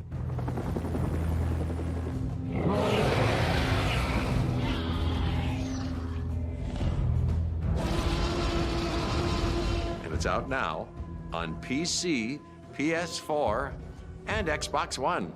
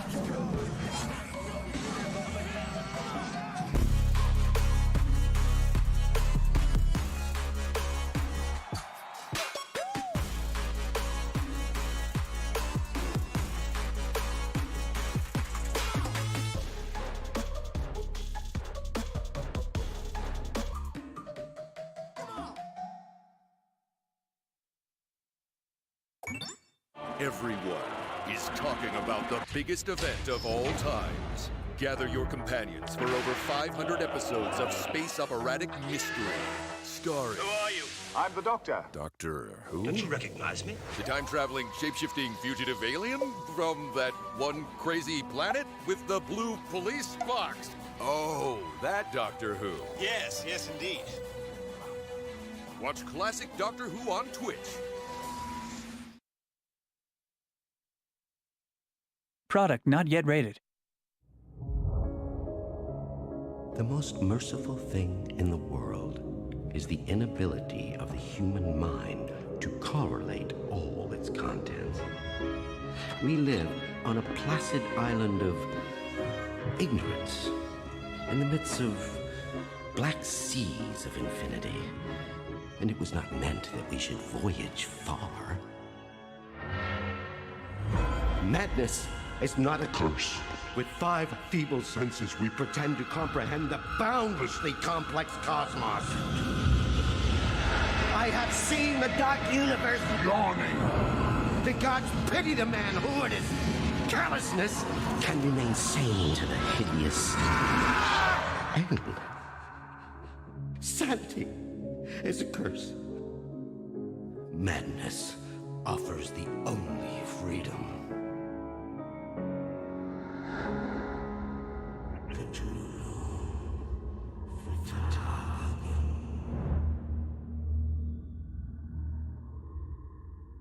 Cthulhu Fhtagn, friends. He waits for you beneath the fathoms. Sorry. I had to do it. No, I love it. No, I actually have a friend that streams on Twitch, and Cthulhu is in his screen name, and he speaks that whatever the abyssal language. Rachel, hello. Good to see you again, Zeke, and what a treat we have ahead of us. Absolutely. We got Diane and Roman from Cyanide Studio. Yes, that's right. How you guys doing? We're going to be talking about Call of Cthulhu, and the full title is, first of all, Cthulhu? Yes. Yeah. Is that all right? Yeah. I can say Cthulhu or Cthulhu. Okay. Even Lovecraft said that there was no proper telling because it was not a language that human could comprehend, something like that. So yeah, our tongues can't whatever. even do that. We're off the hook. Gotcha. Yeah. Okay. Yeah. The full title is Call of Cthulhu, the official video game. Yeah, that's right. Now this game is an offshoot from the actual the tabletop game. Is that correct? Yeah. Exactly. Okay. Because at the beginning, as you may know, Call of Cthulhu is H.P. Lovecraft's most famous novel. Mm-hmm. So Chaosiums takes a very rich universe of Lovecraft, with cosmic horrors, ancient gods, and they make this pen and paper RPG. So we take our roots from this pen and paper RPG. Okay. Did you guys play the game? Or? Yes, of course. Yeah. You did? Okay, good. You played the tabletop game? Oh. Long time ago.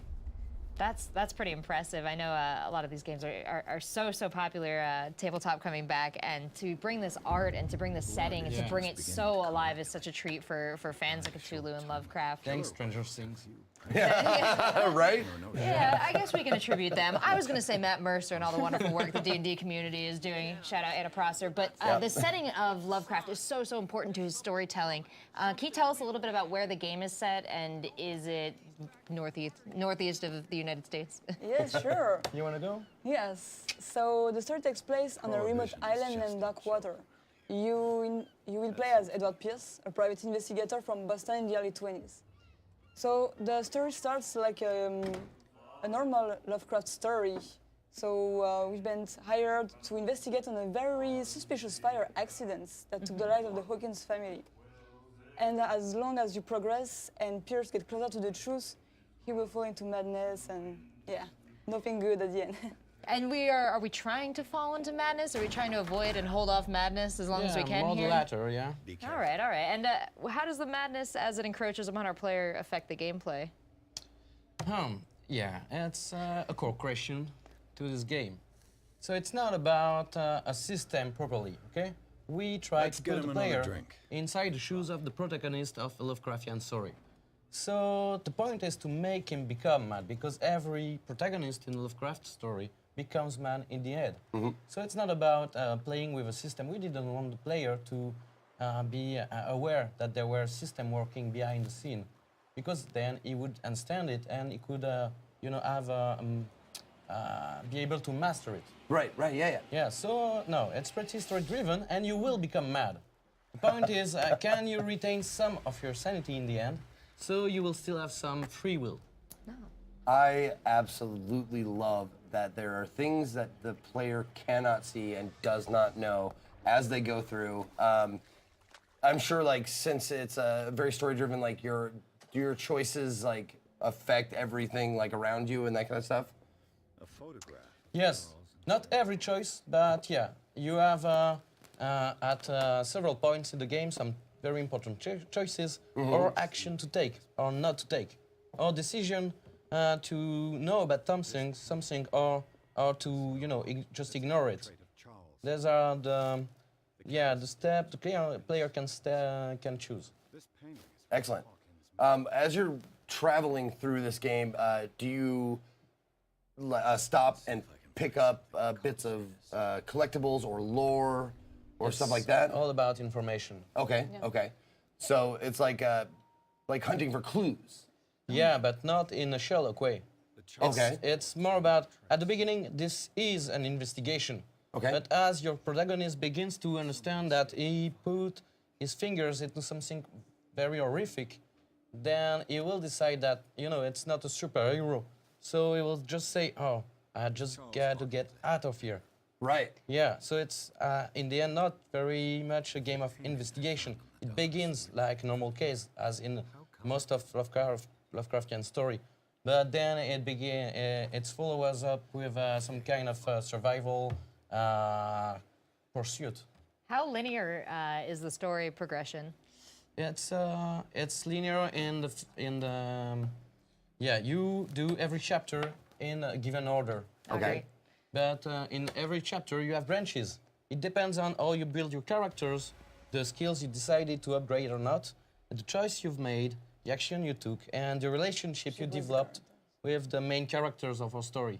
For example, you want to reach your objective, you can use your skill and lockpick a door, you can use your athleticism to push obstacles, you can talk to some cop and make friends with him so he allows you to pass through the main door, or you can, I don't know, learn things about the tunnels underneath and decide to go that road. Okay, so there's a RPG system in place. Yes. Okay.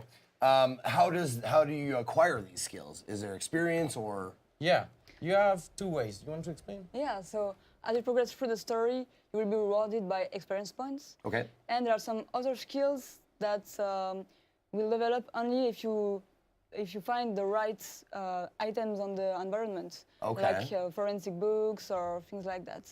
So we have a lot of skills such as occultism, psychology, investigation, or even spot hidden, which is very important in the KGM rulebook.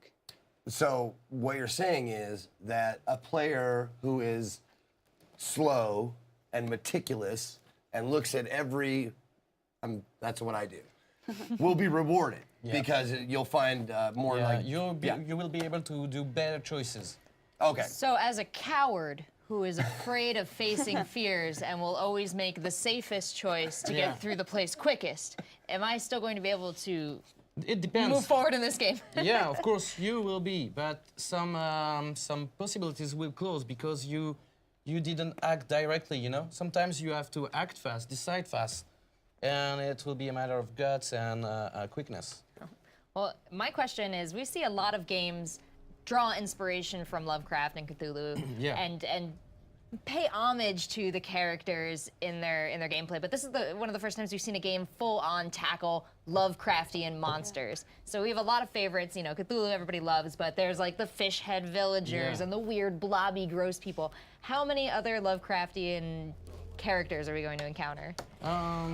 It's hard to tell without spoiling the game. Okay. That's fair. So we will encounter some of the creatures of the Meadows. We will hear about other creatures of the Meadows without seeing them.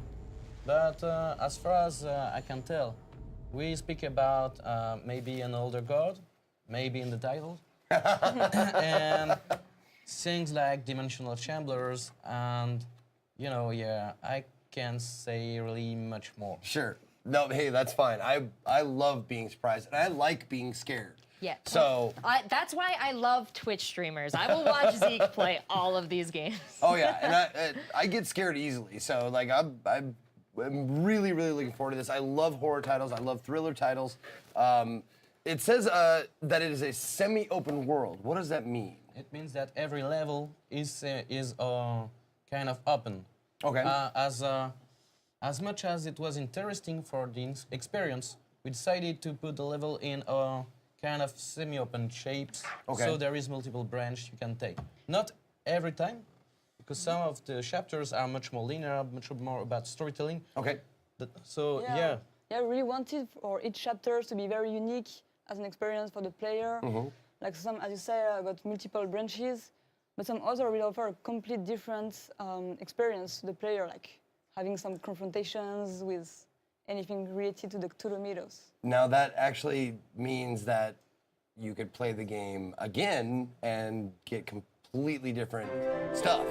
Yeah, not completely, because you know we are a French studio and we don't have all the kind of money, big giant like I don't know. Sure. You know, I won't tell names. Right.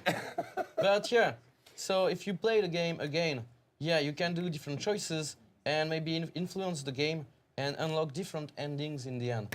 We didn't want the ending to be just a matter of choices between A, B, and C. Okay. But we wanted that the choices and the action the player took during his journey would influence which endings he can choose. And of course, if he doesn't have any sanity in the end, this means that he can't do any choices. Excellent, man. I cannot wait to play it. I've been in love with Lovecraftian stuff forever, and finally we get a game that is actually not just style, it's actually Lovecraftian. So thank you guys so much for showing it off. I appreciate it. Call of Cthulhu, the official video game. It says all I got was coming 2018. Is that still? Yeah. Okay. Yeah. Coming out 2018 for PC, Xbox, and PS4. Yeah. All right, and thank you.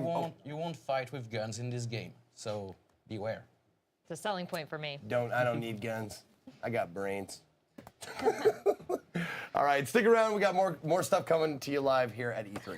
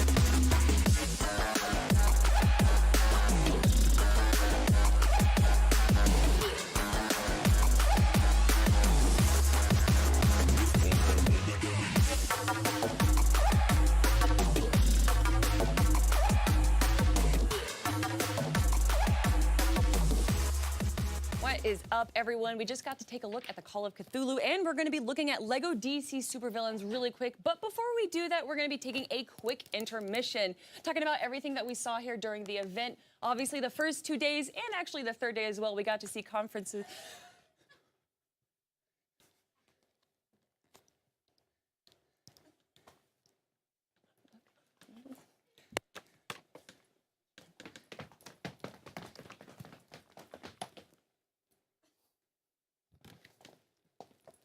Thank you.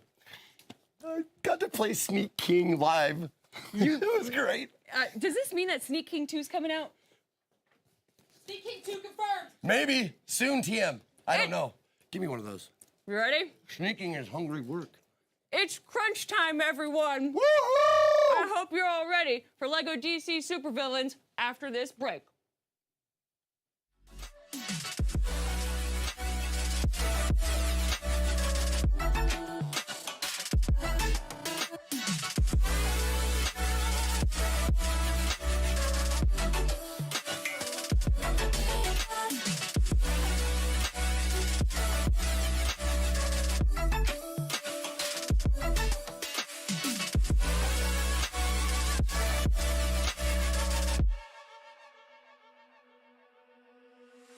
Your kiss, sweet like poison. You know you make me reckless. I'll run, but you are friction. Your touch feels like heaven. You make me hate all my sins. You are my religion. My religion. The villains are coming! Where are the superheroes? Where did I park my car? Panic has gripped the streets of Metropolis, but who will save the city now? Citizens, remain calm. Everything is under control. The control of supervillains. Hiya. What? You ready, Mr. J? Everything is not okay.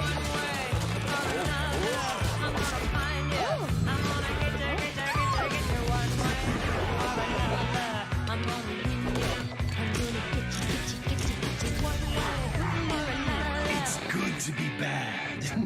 Maybe you'd like to join us. Who, me? No, not you, dummy. I'm talking to the other guy.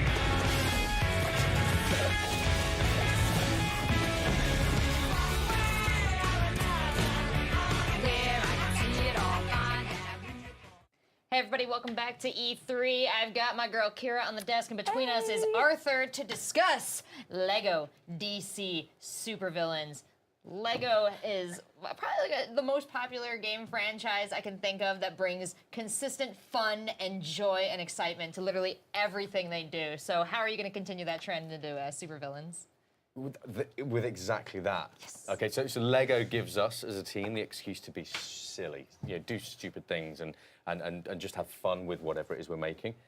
But now you've got villains. I love it.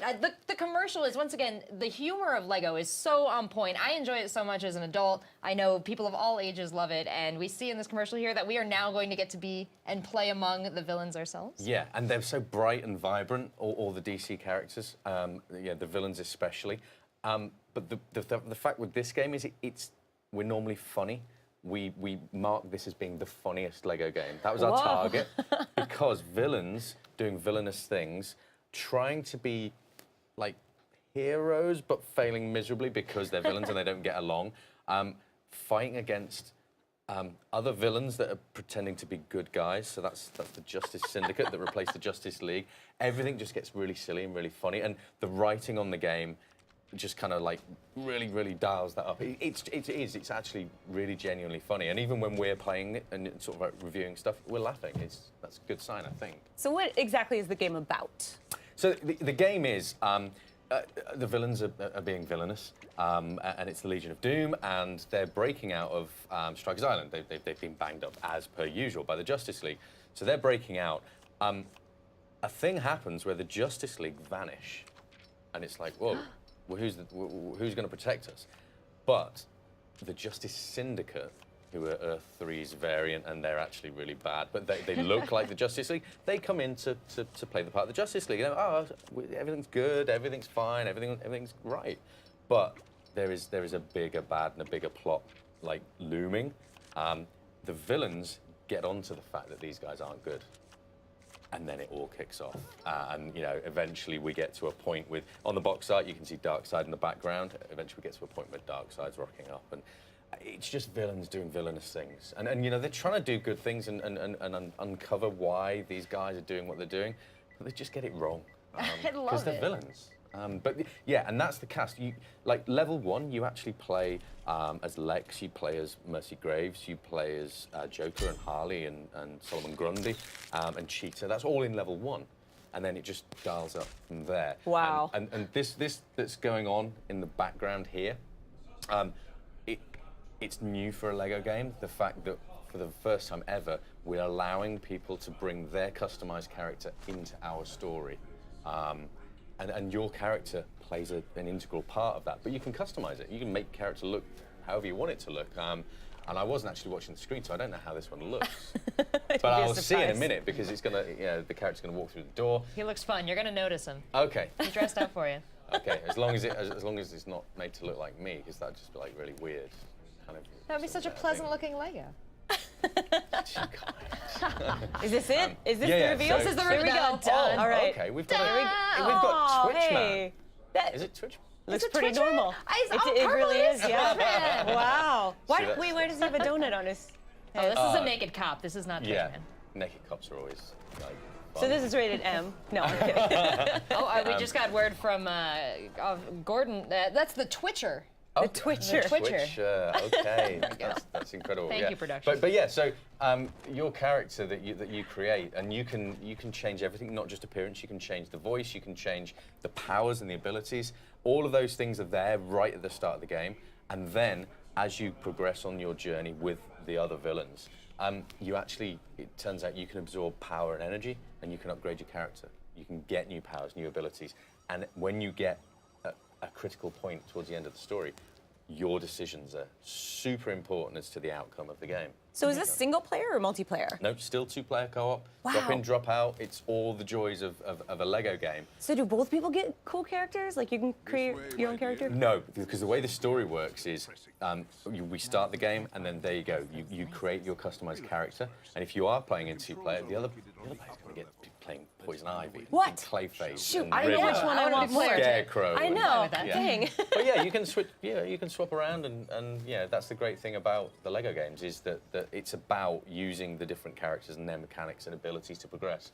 So it's super exciting. Well, one of the you guys bring so much joy to the writing, the presentation, the art. I think it's really cool how you bring joy into the challenges that you present gamers with throughout the game. So can you talk to me a little bit about it's I would call it frustration-free gaming. Yeah, because we always, as a team, remember that, believe it or not, this could be someone's very first ever game. So it has to be really accessible. You know, the stuff needs to be obvious, not obvious to the point that it's like there's no challenge and fun, but like easy to play. There needs to be an ease of play where you can actually just kick back and relax and have fun and be entertained. So we put a real strong focus on that. But knowing that, like, people of all ages play it, and sometimes it's super hardcore gamers or super hardcore DC fans in this one, there has to be like multiple layers of humor, multiple layers of challenge. For completionists, there's just like so much to collect. Tons of achievements. Yeah, and again, achievements, that's where we hide little Easter eggs and things that will be deep in the DC lore, just for people to have fun. Because we want people to have fun with our games. And it sounds like there are going to be some really recognizable locations you'll be visiting in the game. Definitely. So on the story, there's loads of cool locations, but the open world is, way back in 2008, we made Lego Batman. And then we did Lego Batman 2 and then Lego Batman 3. And they kind of progressed. There was no hub in Batman 1, then there was Gotham, and then Lego Batman 3, there was a few planets, but there was no real open world. So when we go to Lego DC Supervillains, we're like, we've got to do a huge open world. So we've got to have Gotham.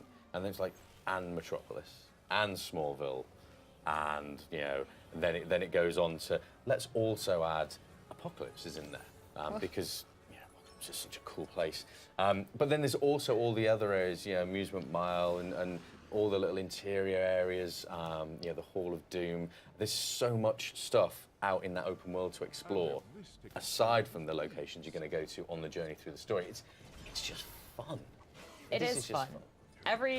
Every step of it, like every the word that comes out of a character's mouth is joy in this game. And also, it's a little hard to go around and destroy so much of the things we do. Were there any particularly emotional points for you throughout the development of this game? Any tough choices you had to make dealing with the concept of villains? Yeah, there's always a tough choice when it comes to which characters do and don't make the roster. Yeah, I suppose that's the toughest of them. Because unfortunately, you know, we can't put every DC character ever in the game. So we have to, you know, there are those challenges of, right, you know, here's the number of characters that we're going to aim for, who's making the cut, who's in, you know, top tier characters, and then as we go through the sort of like vast array of characters, who are the really, because I love the quirky, obscure ones, and loads of people on the team do. So we go through like which really weird out there ones should we add in there. That's the toughest thing, I think, in the development, because we all love making the game. You know, the team back in the UK are exceptional. They love making these games, but you know, that's the challenge. Who to cut?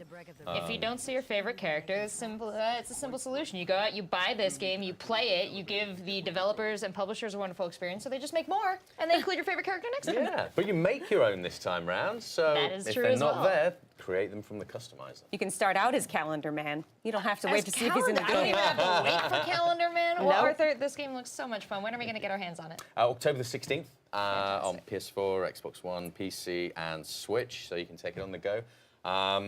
And you can pre-order it now. There's a super cool deluxe edition that comes with the season pass of amazing stuff we are not talking about because I'll get told. You got to pre-order it to find out then. Yeah. Thank you, Arthur. Thank Thank you, you. Kira. Thank Guys, you. stick around. We got more E3. Stay in your seats.